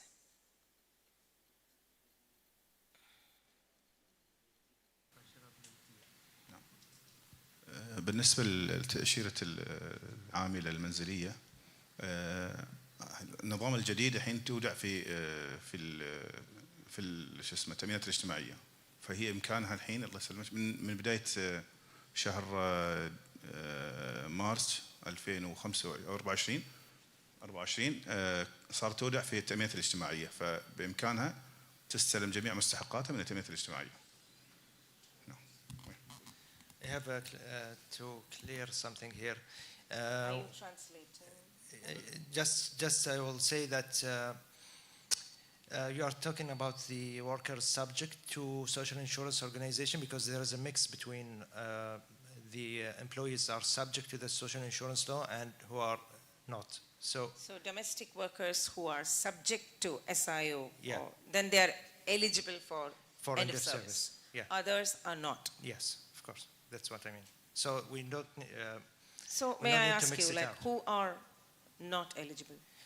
Only the workers are subject to the occupational injury insurance are subject to the end of service indemnity. So not all of the workers in Bahrain.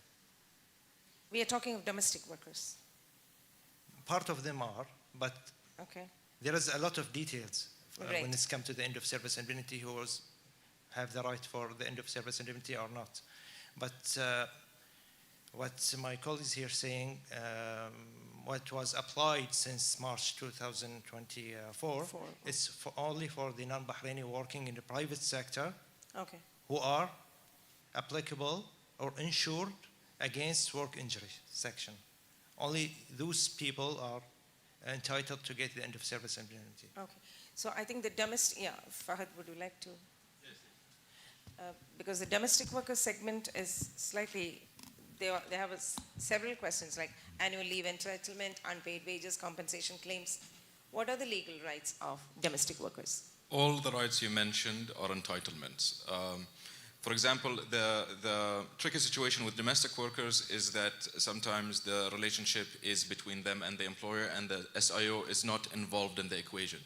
Whether the SIO is involved or is not involved does not affect the entitlement of end of service work. So end of service work is their entitlement, including days off and everything, with the scope of the negotiated contract. But end of service indemnity is a right and should be requested whether you have a bank account or not, you have cash or not, you are under SIO or not.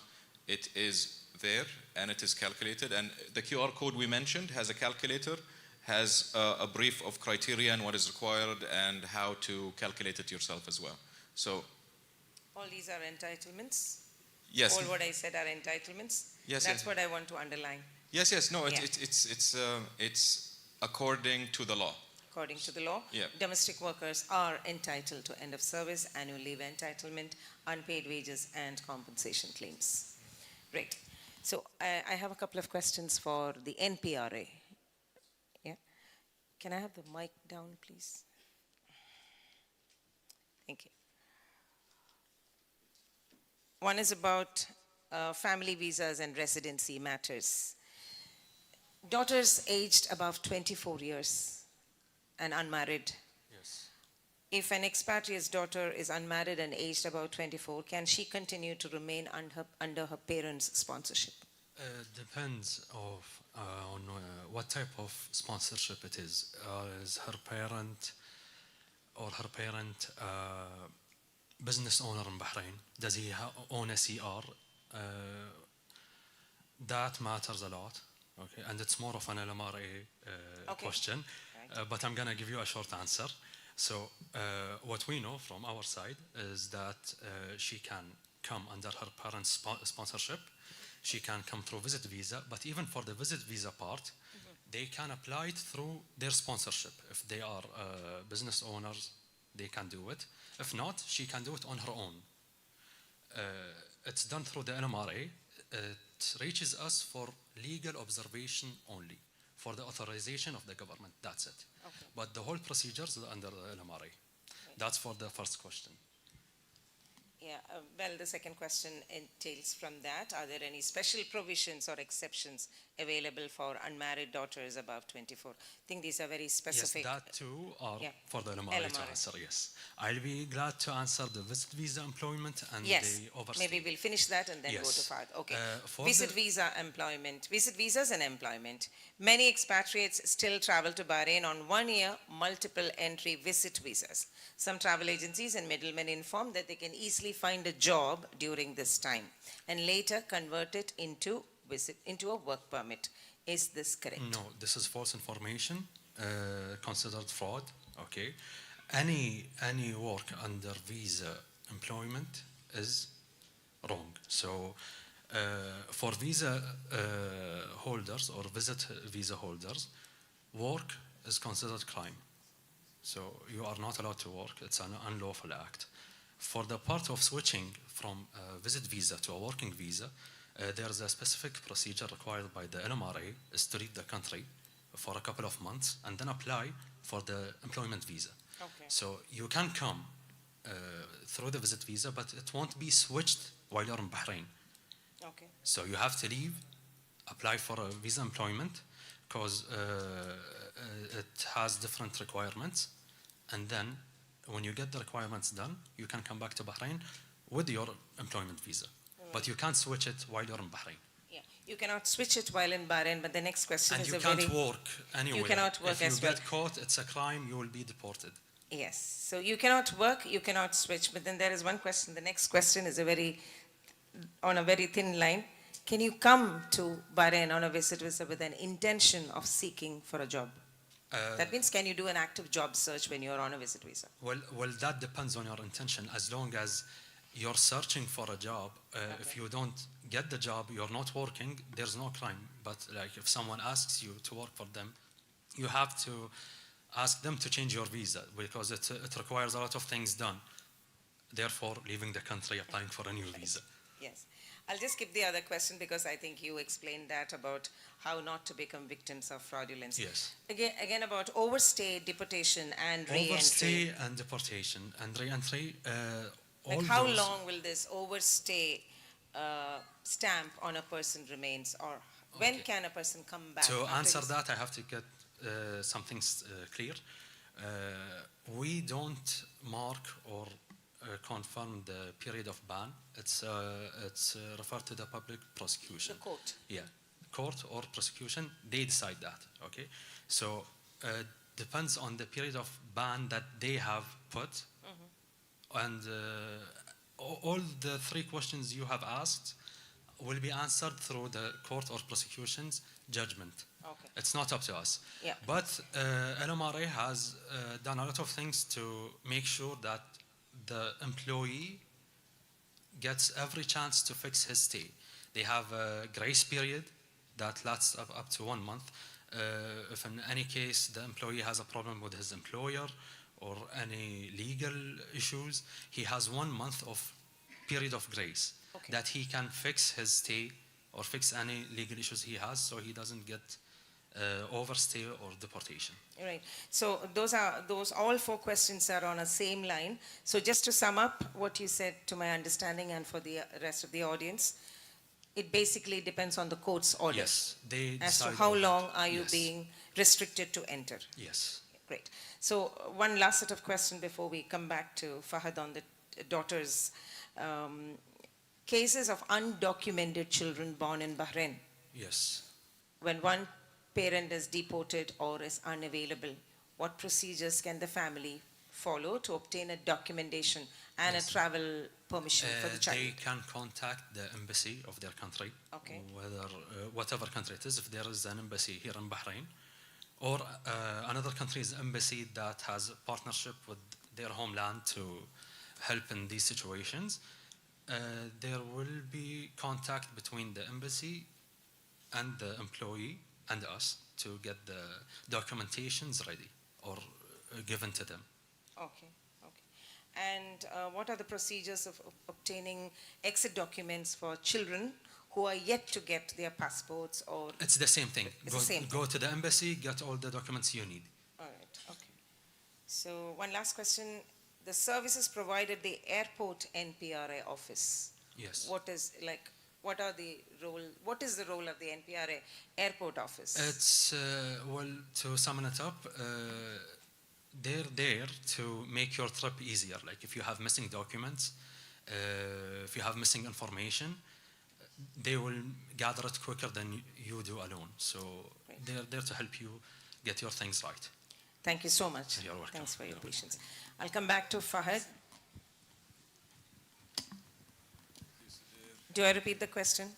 It's about The daughters above 24 years, unmarried. dependents. Dependents, yeah, basically. So dependence is an important question because a lot of people forget about that. And one thing with the LMRA is that you are allowed to be an independent with those criteria, but also you will not be in a situation where you will risk your dependent status if you find a job and get a working visa. You could always go back under that visa in case you lose your job. So there is a level of protection there and a level to allow you to change into a working visa rather than dependent, but also there's a way back if the job terminates. Is there an upper ceiling for the age? I'll have to check. All right, Yeah. okay. Okay. So there are a few questions for SIO, but then I would go to the traffic directorate. I think somebody raised your hand when the presentation was made. There are so many questions. Yes, Mr. Chinnaswamy. Can somebody be here to pass the mic, please? Yes. Give additional mics. Can we have one more mic? Good evening, all of you. Okay. The traffic rules really great in Bahrain. I just want to share, would like to share. You know that the traffic police department should go to the school for under 11, under 12, the age, you know, for 11th grade and 12th grade students. You have to go in the school, all the schools, and to explain the rules because the future children coming up for a the driving license, you know, that time the youngsters are going very fast. They are not following the rules. So better to go all the schools and college. Maybe, you know, they are aware of the rules and regulation. So I'm from the school teacher. That's why I just I want to share that questions. Yes. Maybe we can take one more question. One more question, sir. Oh, you have one more question? Yeah, and next more, and we are the city, the parking, the car side before morning 7 to up to 7 o'clock. Whenever go to the coins, they're not working. That also major problem. Emergency, we are going something, purchasing something. The coins, this is not working. That also very important point. I don't know, after the war, maybe not following. But whenever you go, just put the coins not working. That time we want emergency with the family going, come back. That also the people are facing that problem. All right. Can you Okay. pass the mic to the person? Yeah. Thank you so much. My name is Doris Eganyin, and I have few questions that I want to be clear of. My first question is, which law is forcing the law of delaying payment of salary? Is there any law that forces the law that employers are supposed to pay salaries on time? If he refuses to pay, what will happen to him? So which law is forcing that law? So that's my first question. My second question is there any company in the Kingdom of Bahrain which we love so much? Is there any company above the law? Because there are some companies even 3 months, they haven't paid their employees.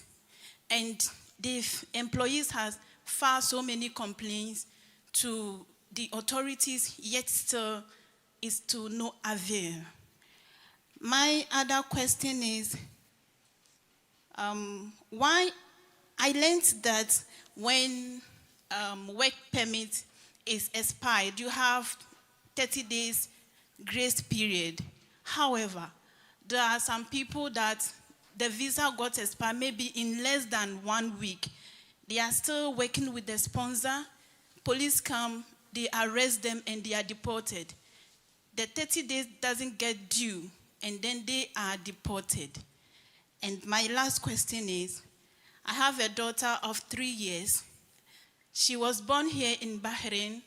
However, because my salary is not up to the amount, I have to send her back to my country.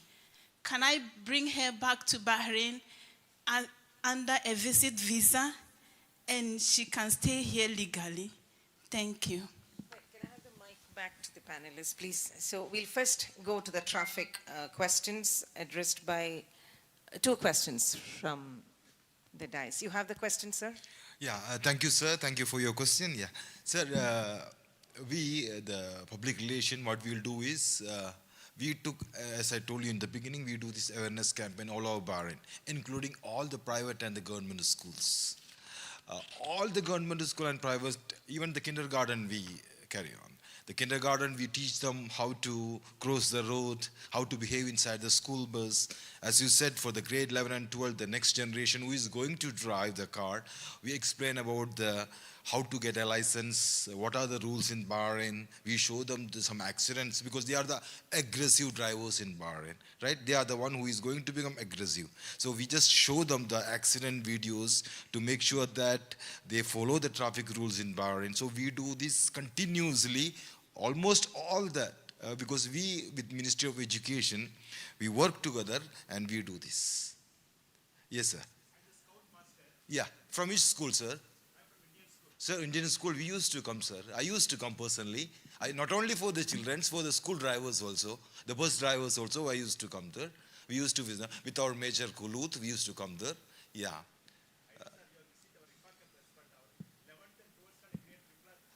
Sir, we had some issues. We tried twice to call you, sir. That time you had exams. I know that. Hopefully next time we'll meet you. Thank you, sir. According to the second question, sir, about the meter, right? Sir, you are right. There are few meters. It is not working, and we are going to change into a card system, which will you can put the money in that the card and charge it, and you can do that. Already we started in Muharrak area. Hopefully, inshallah, all over Bahrain it will be done soon. Great.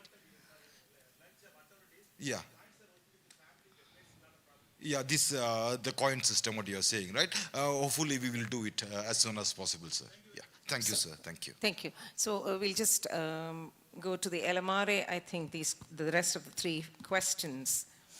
Can anyone force the law on non-payment or delayed payment? That was a question. Basically, if I understood. Well, no, her question was which law prevents. So I will leave that to the lawyers because we enforce it. Right, let them tell you the theory.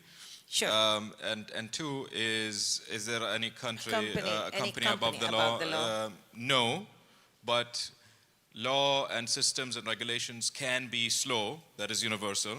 So this is why we say, don't wait, come to us. We can speed it up.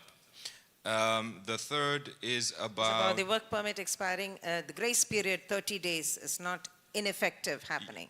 Yes, so that maybe Sheikha, because she used to be part of the inspection team, but if there is like a gap or something, we will look into it. If you have like an example or a case, we'll do it. The grace period should be respected. Also, there was a lot of flexibility during the period of February to April. If you have a case, let us know the CPR. We'll see if there was a gap or something that didn't work. We'll look into it. The third about I think the 4th question is more of NPRA. Or the 3-year-old daughter, can she come on visit visa and be with her? I think it's NPRA, but also I just wanted to ask which community do you belong to or represent? Ghanaian. Ghana? Yeah. Oh, okay, no, because we're making an extra effort with communities that do not have a permanent mission here or diplomatic embassy here. So just feel free to stop by. One other thing also about the EPC is that we don't look at legal status valid or not valid, we only offer advice.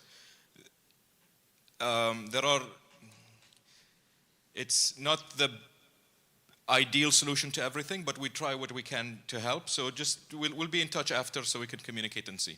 Yeah. Right. I would like to open the floor for any further. Is there any further questions? Yes, there are. Sorry. I will come back to that. Two more hands up there. Thank you. My name is Evans. I'm the Vice President of the Ghana community. My question that I have is regarding taking passport or personal documents by my employer. It's in the labor law somewhere that if my employer will take my personal documents like passports, ID card, and whatever, a written notice should be given to me to show that I'm giving my passport on this condition to my employer. But in some cases, if the employers take the documents from us, they don't give us this written notice. Nothing shows that my document has been taken away from me. So it gets to a time and I ask or I demand for my documents, like my passport. And the employer says he don't have it. Or sometimes also he have it all right, but he refused to give me. So in this case, if I walk to the LMRA and I make a report or I report this, and the authorities call the employer and he submits the passport, is there any law against such employers?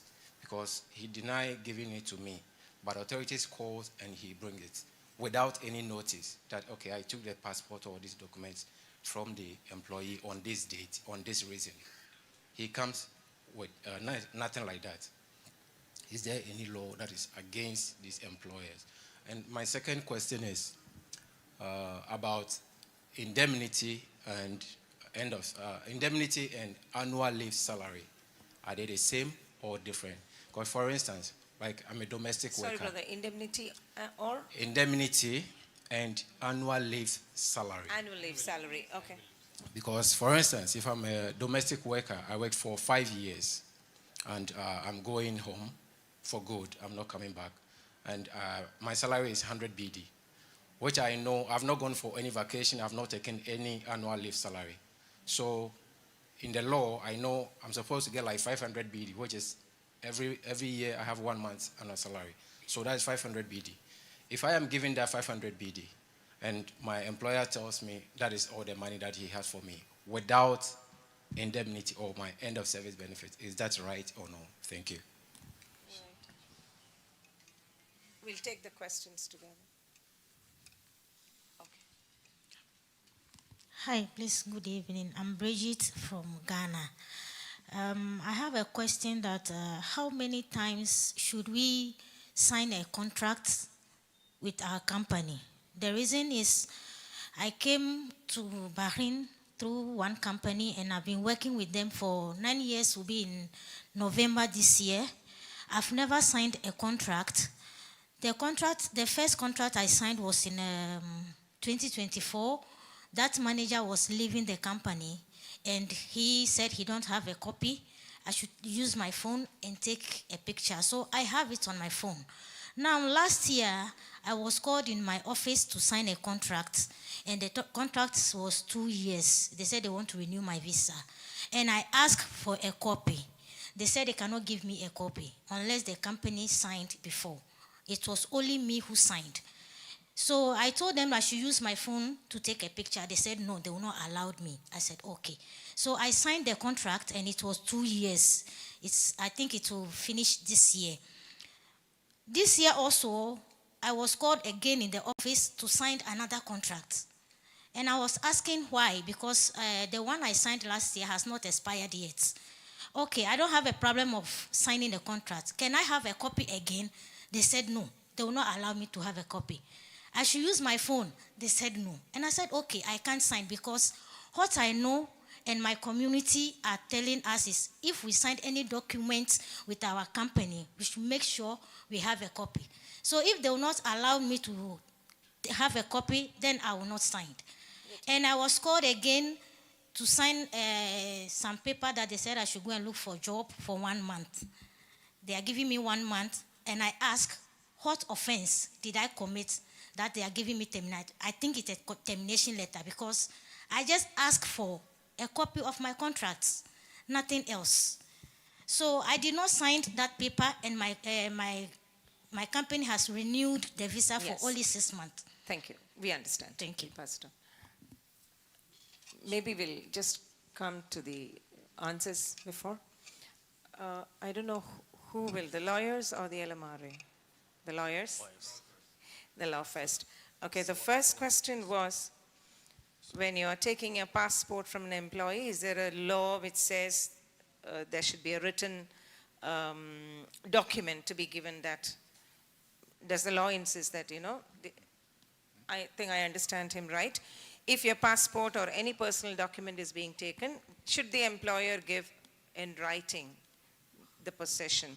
And that's not complete.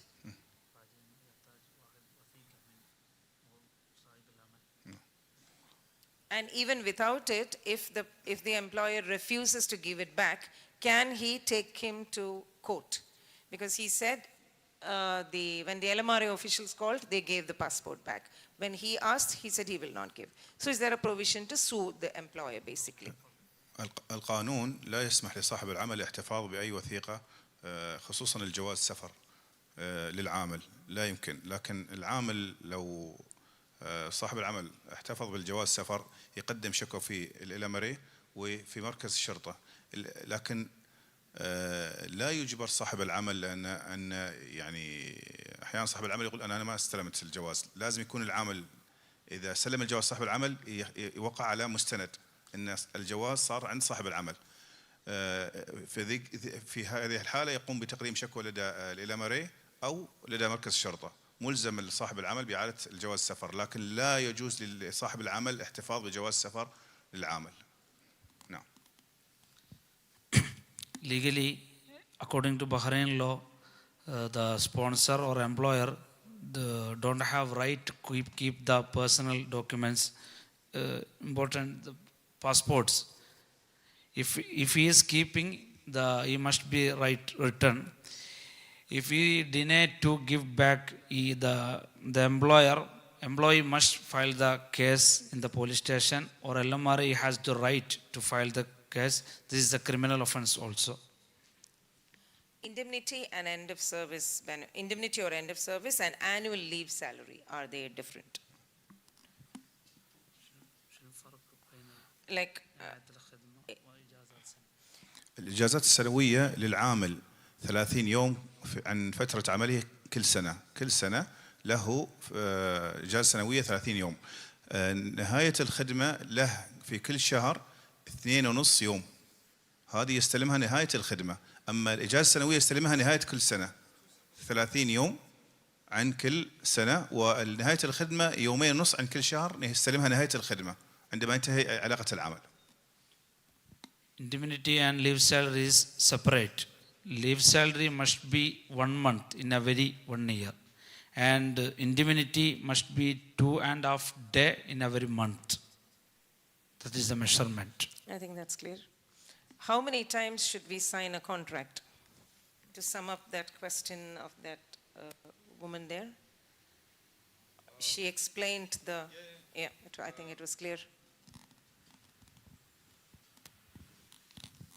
So, number one, you are entitled to have a copy of the contract you sign. If you have any reservations, doubt about the contract, come to the APC or contact us after, and we can follow up with you.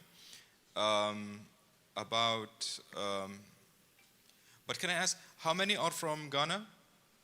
Can you raise a hand? And Uganda? Okay, good. We can sit after as well, okay? So that's it. But please, we have to talk after, because it's a lot of red flags. About the passports, also come to the EPC, because if you say I didn't receive document or they didn't allow me to sign, and then they say we've lost it, it supports your claim that it is with the employer, not with you.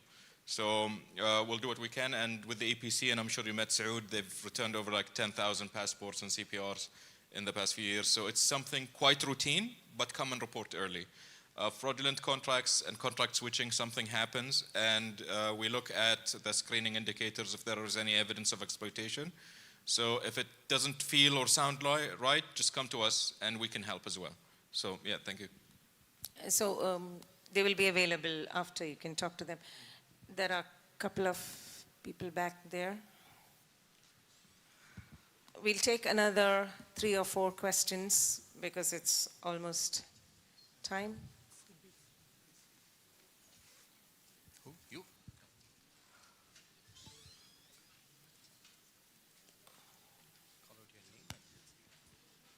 My name is Rahma from Uganda. My question is there any way I can help a sister that left Bahrain without getting the indemnity? Because I have one sister, she left in March because of the situation, and she was forced to leave. Then they told her she should process the EK so that she can get the indemnity.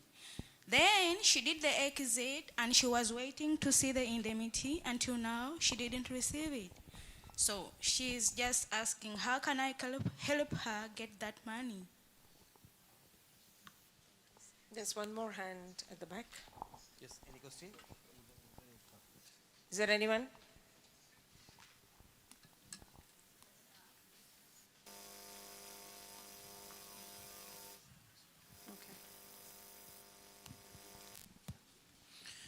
Assalamu alaikum. Thank you all, the bodies who are here. I'm Omar from Uganda's chairman, Ugandan Community and Embassy representative. I have 2 questions, specifically NPRA, if I'm right. First, regarding the outbreak of Ebola incidents in our country.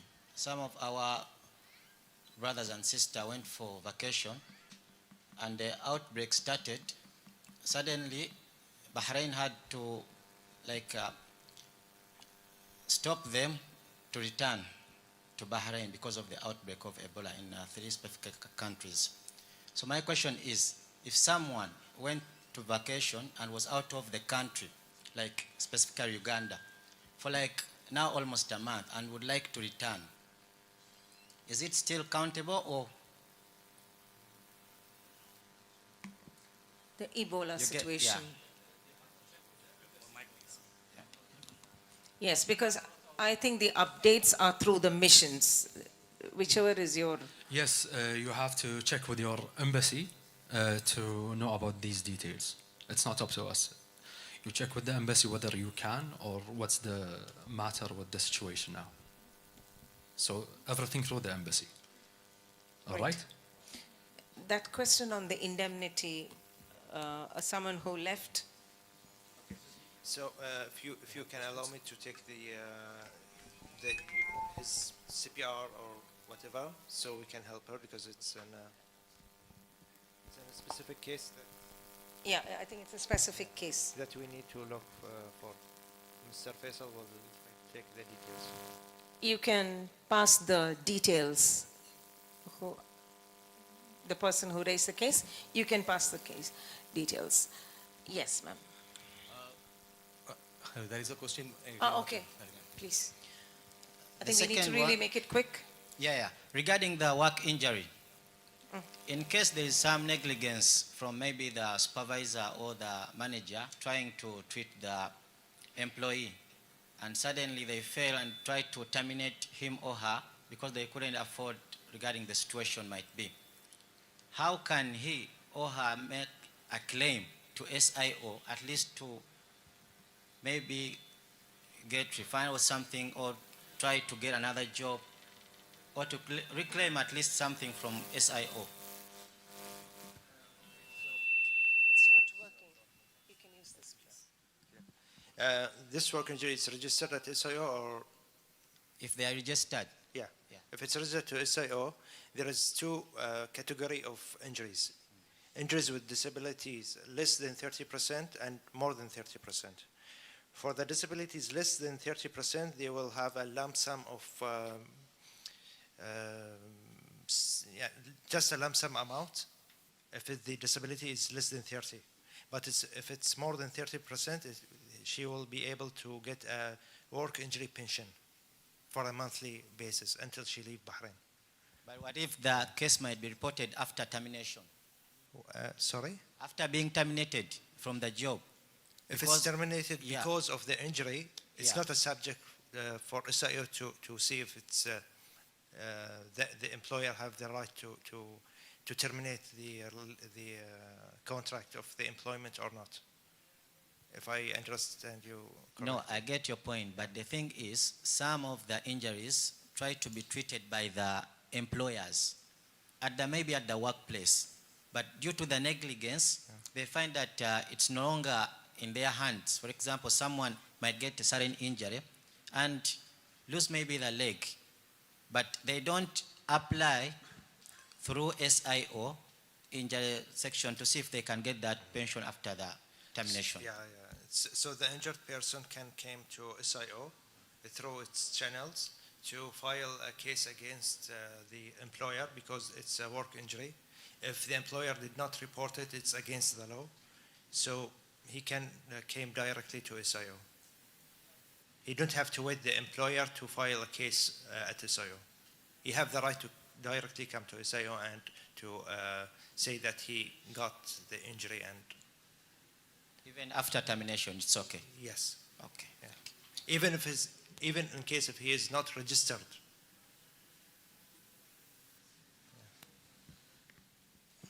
Thank you very much. Yeah. Good evening all. I am from India, Ravi my name.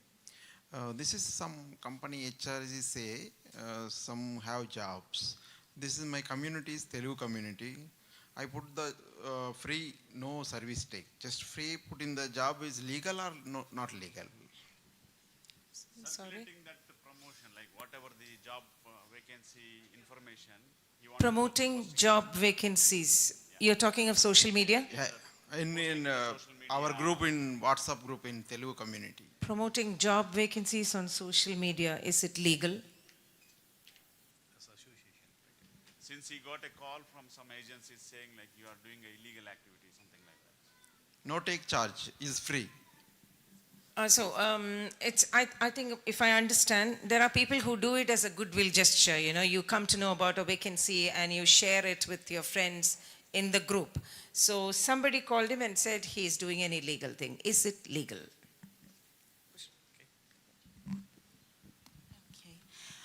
Until now, we don't have that rules about specialized for social media. Soon, they will create one special law for it. But if it now, without any money, so you are publishing for helping for the community, that is okay. But if there is if you're getting charges, yes, that is illegal. Not take charge, madam, but is only put in the some HR, some company HR, my friend. Yeah. He says some his job is here. You have any friends free, you want to take the job. But one is this one Zoom International, one lady call. He said this one you use this put in the jobs is illegal. I go police station, put in the case. He say like that. If you're doing as a charity without taking the money, so it's legal. Without taking the charge, madam. I put only help the people. Some people, you know, in Bahrain, some companies no work. People is no job. That's why I helping the people. Some. So you know, you ask her on which base. Let she give you the law, and you contact me. Okay, I will handle. This is done. Well, I have a question here for the traffic. We have recently witnessed an increase in cases involving driving under influence, alcohol. So could you quickly brief on the legal procedures, penalties, you know? Yeah. How can that be? And also, what can families, what is the first step that a family should do if they get involved in a road accident? As all you know, alcohol is injurious to health, so we discourage the people to do that. And to the legal way, we say that it's a serious offense. will be dealt by the Lowell Criminal Court. We have a court in our traffic directorate according to the situation. Whenever the person is caught for drunk and drive, the first thing what we will do is we'll check the percentage of alcohol consumed through the blood test. And because of the person is assumed alcohol and he got an accident, like he had some injuries to someone or he had damaged some public or private property, according to that the court will decide that. Now it's that the rules have been changed. If the person is drunk and he causes a fatal accident, loss of life, it can go up to 10 years inside the jail. From 3 to 10 years inside the jail. And the fine will be decided by the court. And after that, the deportation will be the rules. So mainly it will up to the court, will be decided. What are the immediate legal steps that families should take following a fatal road traffic accident? See, every accident are painful for us. We had noticed that whenever an accident happens, the second day the newspaper it comes, an accident happened, so and so, one person killed.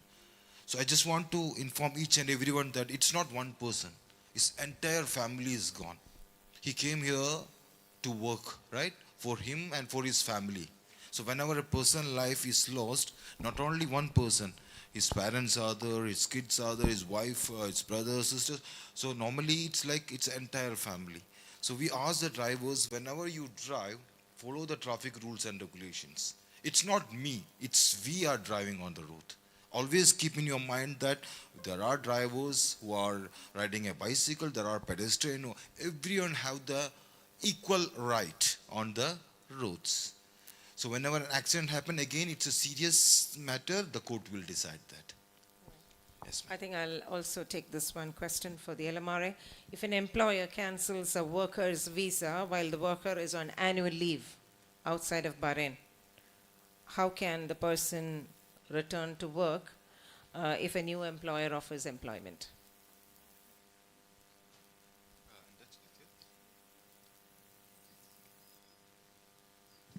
That was one of the questions for the LMRA. Yes. Well, I don't have any details on that, but we'll be reaching out to Saud, who's usually with us, the director of the APC. Okay, all right. And we'll circulate the detailed answer. I think our policy is we respond to you in detail rather than a vague short answer. But I'll reach out to Saud, he'll give you the detailed answer. Sure, yeah, okay. So I think I covered 70% of the questions that we received. Raji, can we go on for one last question from the floor? One question from the person who is not asked. Yes, please. Thank you so much. So two. There's one here as well. Yeah. Yes, good evening, everybody. And thank you, PLC, for organizing this event. At least we have got the opportunity to meet other organizations, like from NPRA and SIO, because most of the questions we have are from indemnity, and they always contact me, and I send them to Safe More Muharak. But mostly when they reach there, the guys on EK, they're doing the good work. But SIO down, they're not helping. Because the information is not clear, they need someone to help them. I'm adding to my sister's question. She contacted me, but I told her, please come here. Thank you for coming. So we have a challenge. We have very many Ugandans have been deported back home, and then they go without getting their money. But now they told me they have a challenge. Some of them, the accounts, details have expired. CPRs have expired. So I want to know, how are you going to help them? Because you have said we share the CPR numbers, but the account details are expired. And we need to follow up because we need them to have a good record. Thank you so much. As I said before, the bank account when the worker exits Bahrain, it's a bit challenge for SIO also. But there is a workaround solutions, more than one actually. But the easiest is to contact SIO, either to refund the amount to the employer so he can transfer it through the banking channels, or if you have a power of attorney, so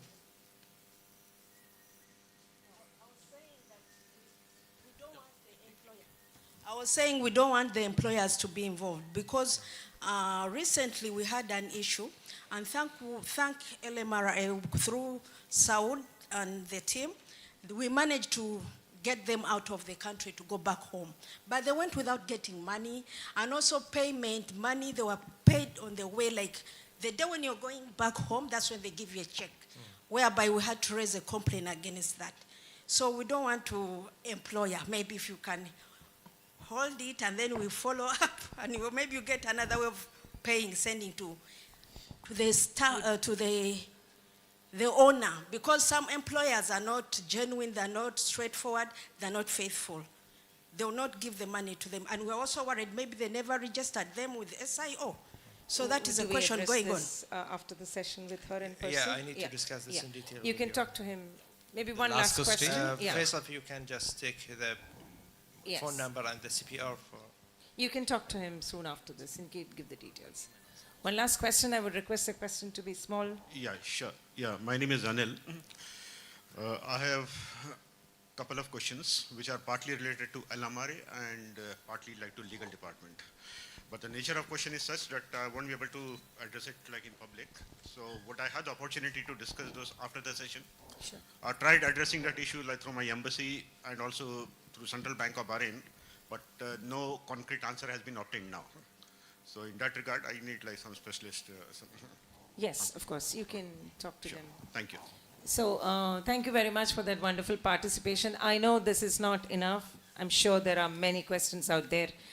As we see, there is transparency. All these officials are available. You can reach out to them through their official websites or through PLC. We are here to support and guide. Can I have the final remarks from all the panelists, please? One last word. I'll begin with Mushra.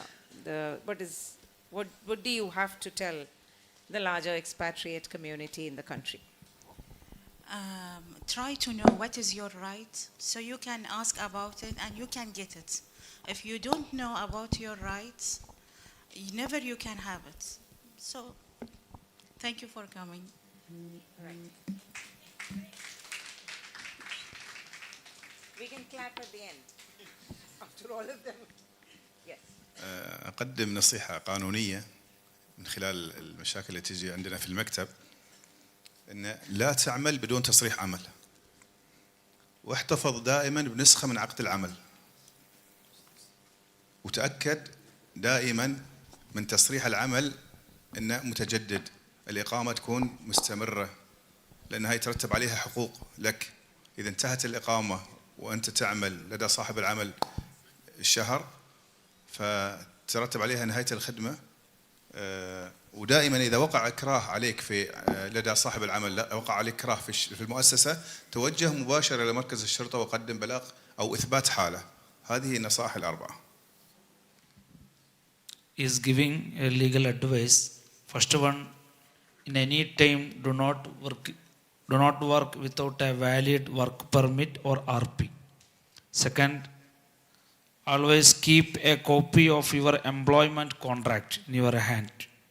Third one, throughout your employment, make sure that your work permit or RP is renewed and remains valid. Last one, if you are subjected to any form of assault or pressure from the employer side, go directly to the police station or authorities.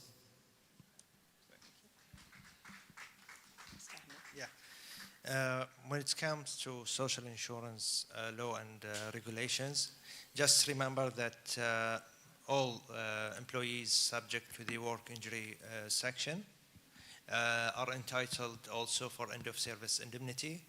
End-of-service indemnity's contribution shall not be deducted from the employee's wage. Only the employer, he have the obligation to pay for SIO.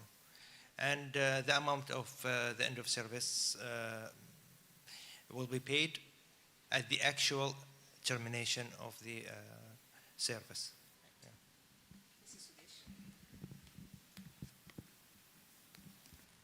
Thank you, Pravasi Legal Cell, for conducting this awareness campaign. My advice to each and everyone is like, everyone must know the rules and regulations in Bahrain, either it's a traffic rule or from LMRA, whatever it is, all the employees must know the rules and regulations, and this is the best opportunity to find out the government employees, and you can ask the questions.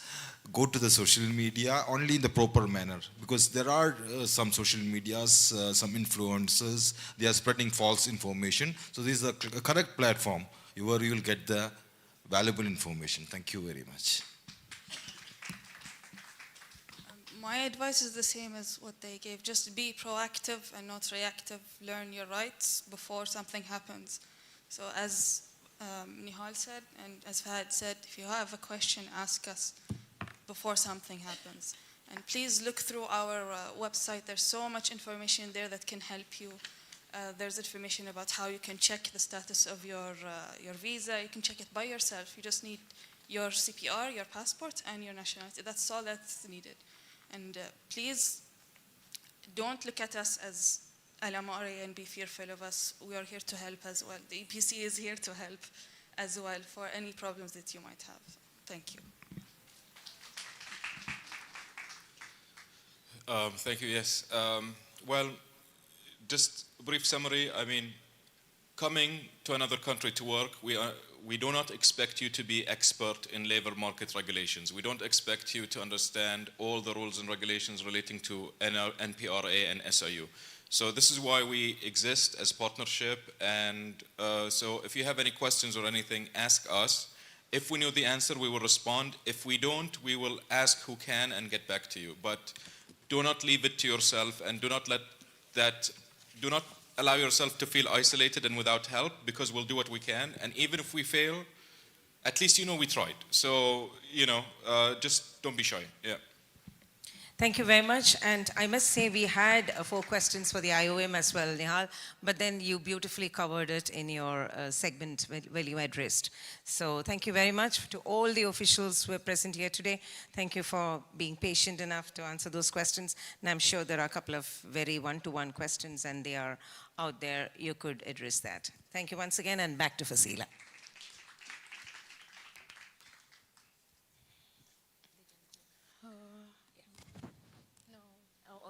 All right, please stay, please stay. Yes. Thank you, Ms. Unikrishnan. Thank you to all the representatives, experts, for addressing the questions with clarity and patience. And thank you to the audience for the active participation. This interaction is exactly what community engagement is about. Bringing people closer to the right information and the right support. I would now invite PLC President, Bahrain Chapter and Global PRO, Mr. Sudhir Tirnalat, and General Secretary, Mr. Ritan Raj, to please come on stage for the momentum distribution.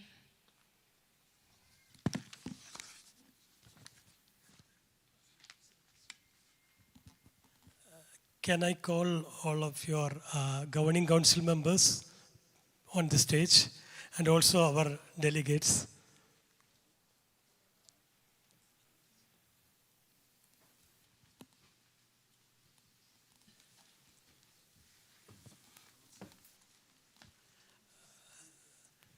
See, all of you have to wait a few minutes more. We need to have a group photo.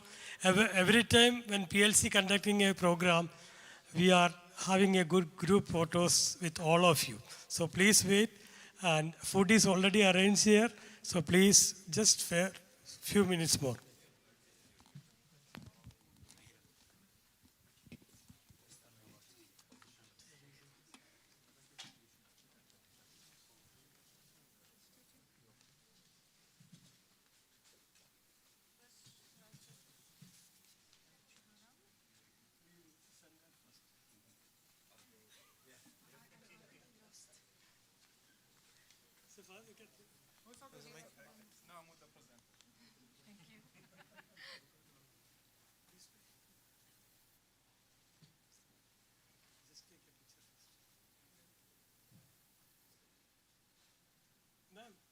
Ma'am, please join us.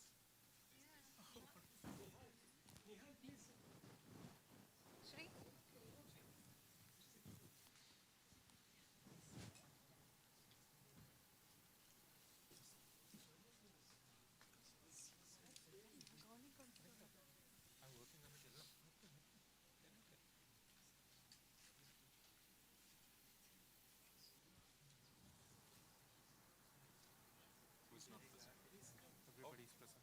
No, no, we can have, there we go. Okay. Excellent.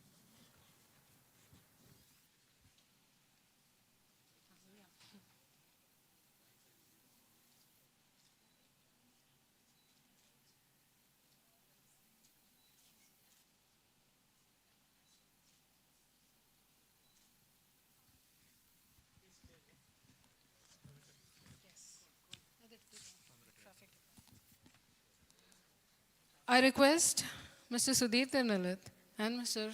Ritan Raj to kindly distribute the momentum. Patron Mr. Francis Kedarat, kindly join us. To the General Directorate of Traffic Department.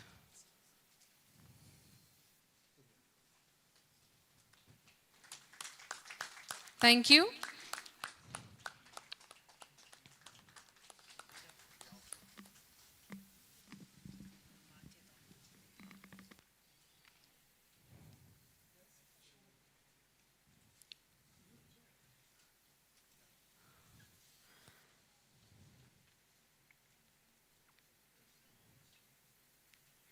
I kindly request representative from LMRA, Fahad Al-Binahi, to kindly receive the momentum.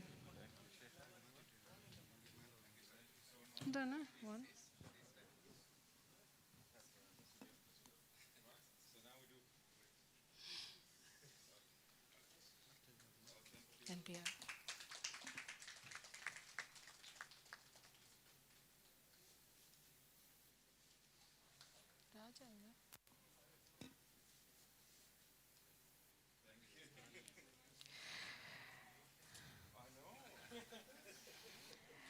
Now I kindly request representative from NPRA, Captain Mohammad Abdulaziz Al Hamadi, to kindly receive the momentum from.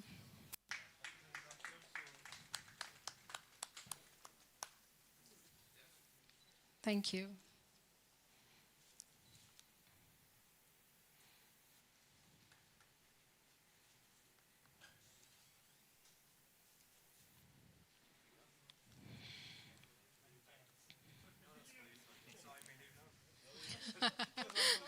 Thank you. Photo session. Now I kindly request a representative from SIO, Ms. Ahmed Al Khania, to kindly receive the memento.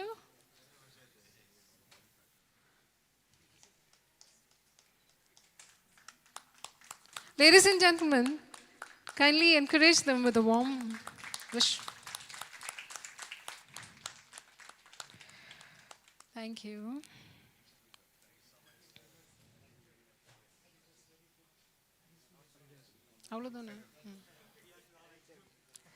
Now I kindly request representative from IOM, Ms. Nehal, to please receive.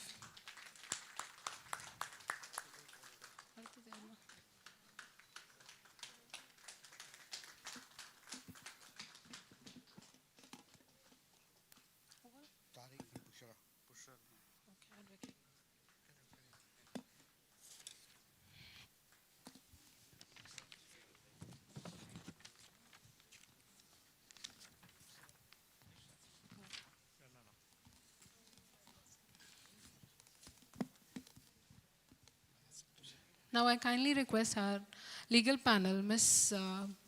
Bochra and Mr.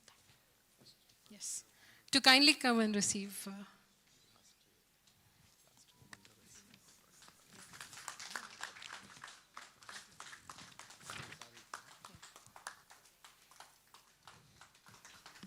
Advocate Bushra Mayuf, thank you. I kindly request Advocate Tariq Alao.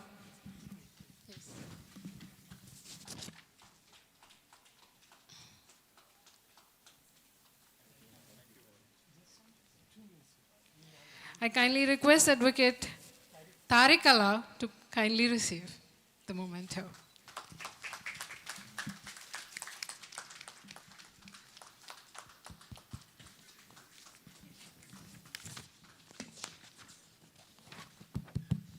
Ladies and gentlemen, a very good, fruitful awareness program conducted here by PLC, and it was selected Bahrain Media City premises to conduct this wonderful event.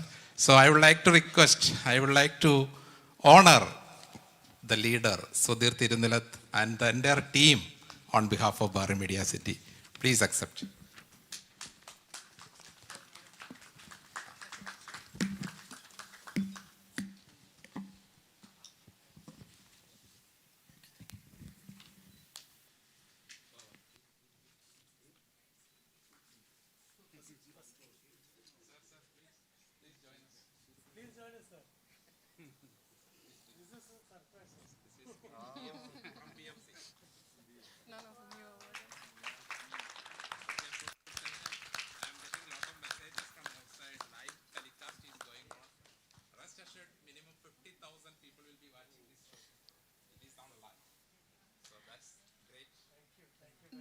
Thank you, Mr. Francis, for this sweet surprise.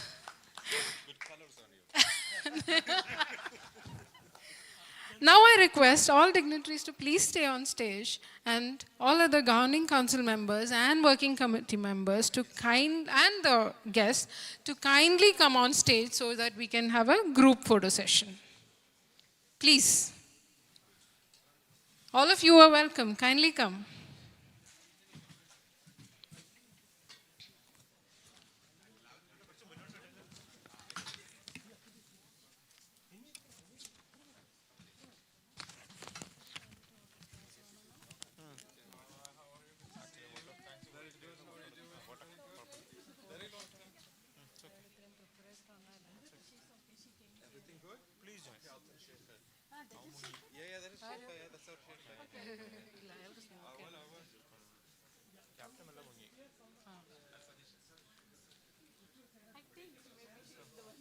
No, she's our sheikha.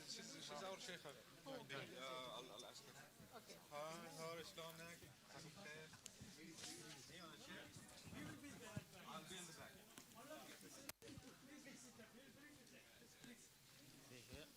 Yes, yes, please join.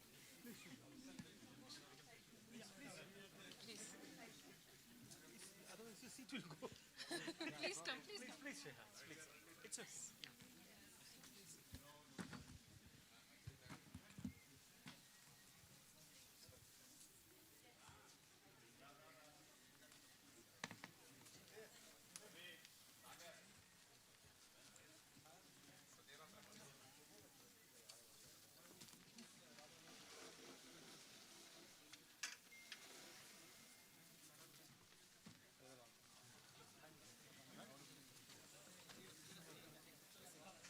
Just give it. ಇದು ಬರ್ತದ ಮುಚ್ಚು. Please, please. Mr. Fahad, please come. Please come, please come.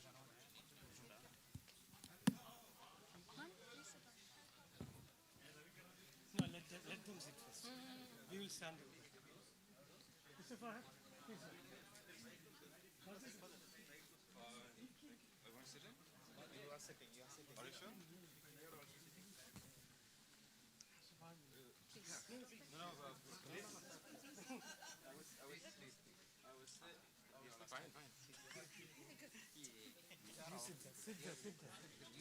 No, you have to sit here. I'll be there with Should we go behind also? Should we go behind? You'll be hidden there.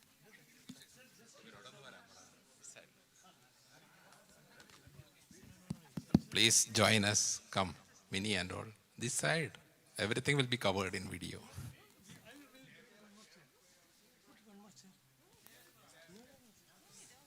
Please. Join us. Excuse me. First lieutenant, I think he's out. Yeah. I'll call him.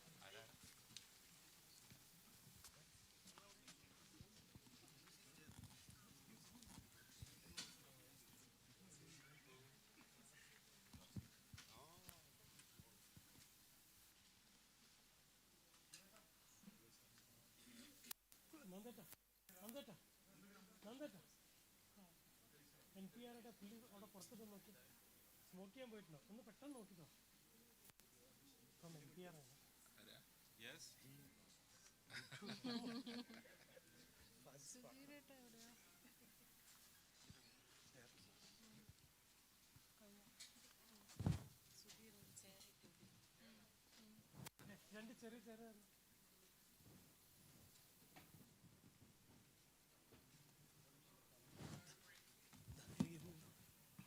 One more. ഇരുന്ന് കഴിഞ്ഞാൽ ഇത്ര പ്രശ്നം പറ്റില്ല ചേർത്തില്ല fuzzy അങ്ങോട്ട് പറയും ആ ഇരുന്നോ ഇല്ല നമ്മളിവിടെ ഉണ്ട്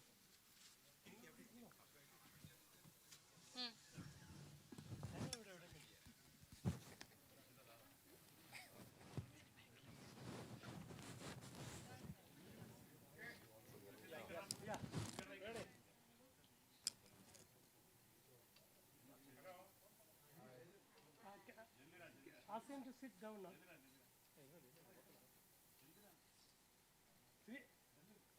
Just come.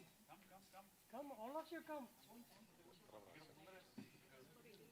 നല്ല ഐഡിയ ഉള്ള സന്തോമാർ good idea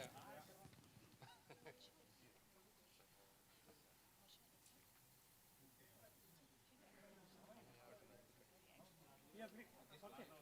Okay, ready. Fast.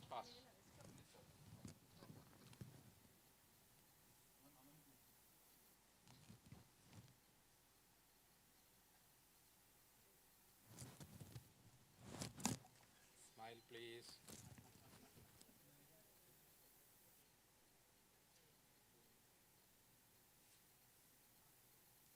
Thank you.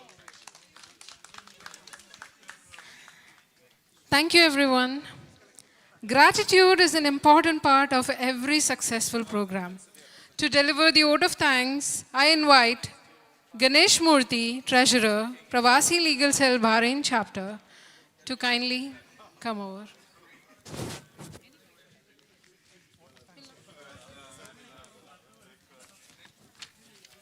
Mr. Ganesh Murthy. Good evening, distinguished guests, ladies and gentlemen.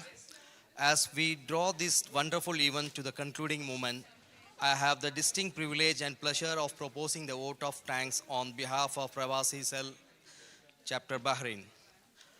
First and foremost, a heartfelt thank you to all of you for being here today. Your enthusiastic participation and attention are what truly makes event like this resounding success. I would like to extend my deepest gratitude to our esteemed guests, General Directorate of Traffic, Rakib Awal Rabia Muhammad, and Wakil Sudesh Chaku Mundi. Labor LMRA Partnership and Outreach Directorate, Director Mr. Fahad Al Binali, and from NPRA, Captain Muhammad Abdulaziz Al Hamdi. Search and Follow-up Officer, First Lieutenant Abdullah Fuad Al Haji, Latifa Fakhru, Visa and Residence Directorate, Hassan Bufetem. And from Social Insurance Awareness Session, I would like to thank you, Head of Work Injuries, Miss Mariam Juma Fezia, Information Systems Analyst, Miss Noor Ahmad Al Saeed, Insurance Service Specialist, Mr. Faisal Khalid Abdullah. I would like to thank International Organization for Migration, Miss Nihal Akhil, Project Officer, Labor Mobility. Also, I would like to thank Miss Tarangia, Embassy of Sri Lanka, Council Attaché, and Miss Sunita Tape, Embassy of Nepal. I would like to thank, my sincere thanks goes to Advocate Busra Mayoof, Advocate Tariq Alaun for their continuous guidance and support. I thank senior journalist Mrs. Raji Unnikrishnan, today's event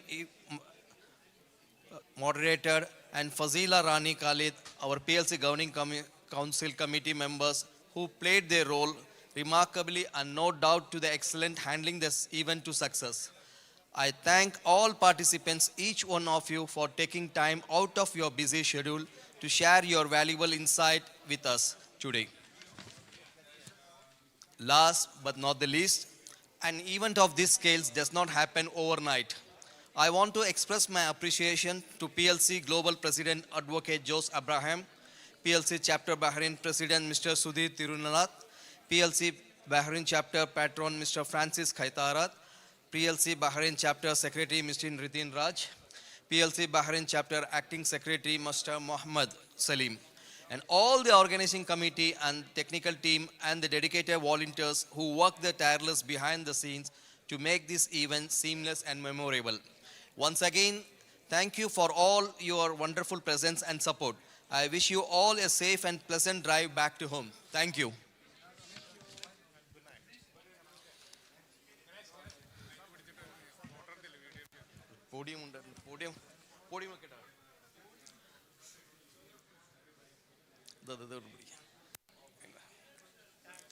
Thank you, everyone. Special thanks to BMC.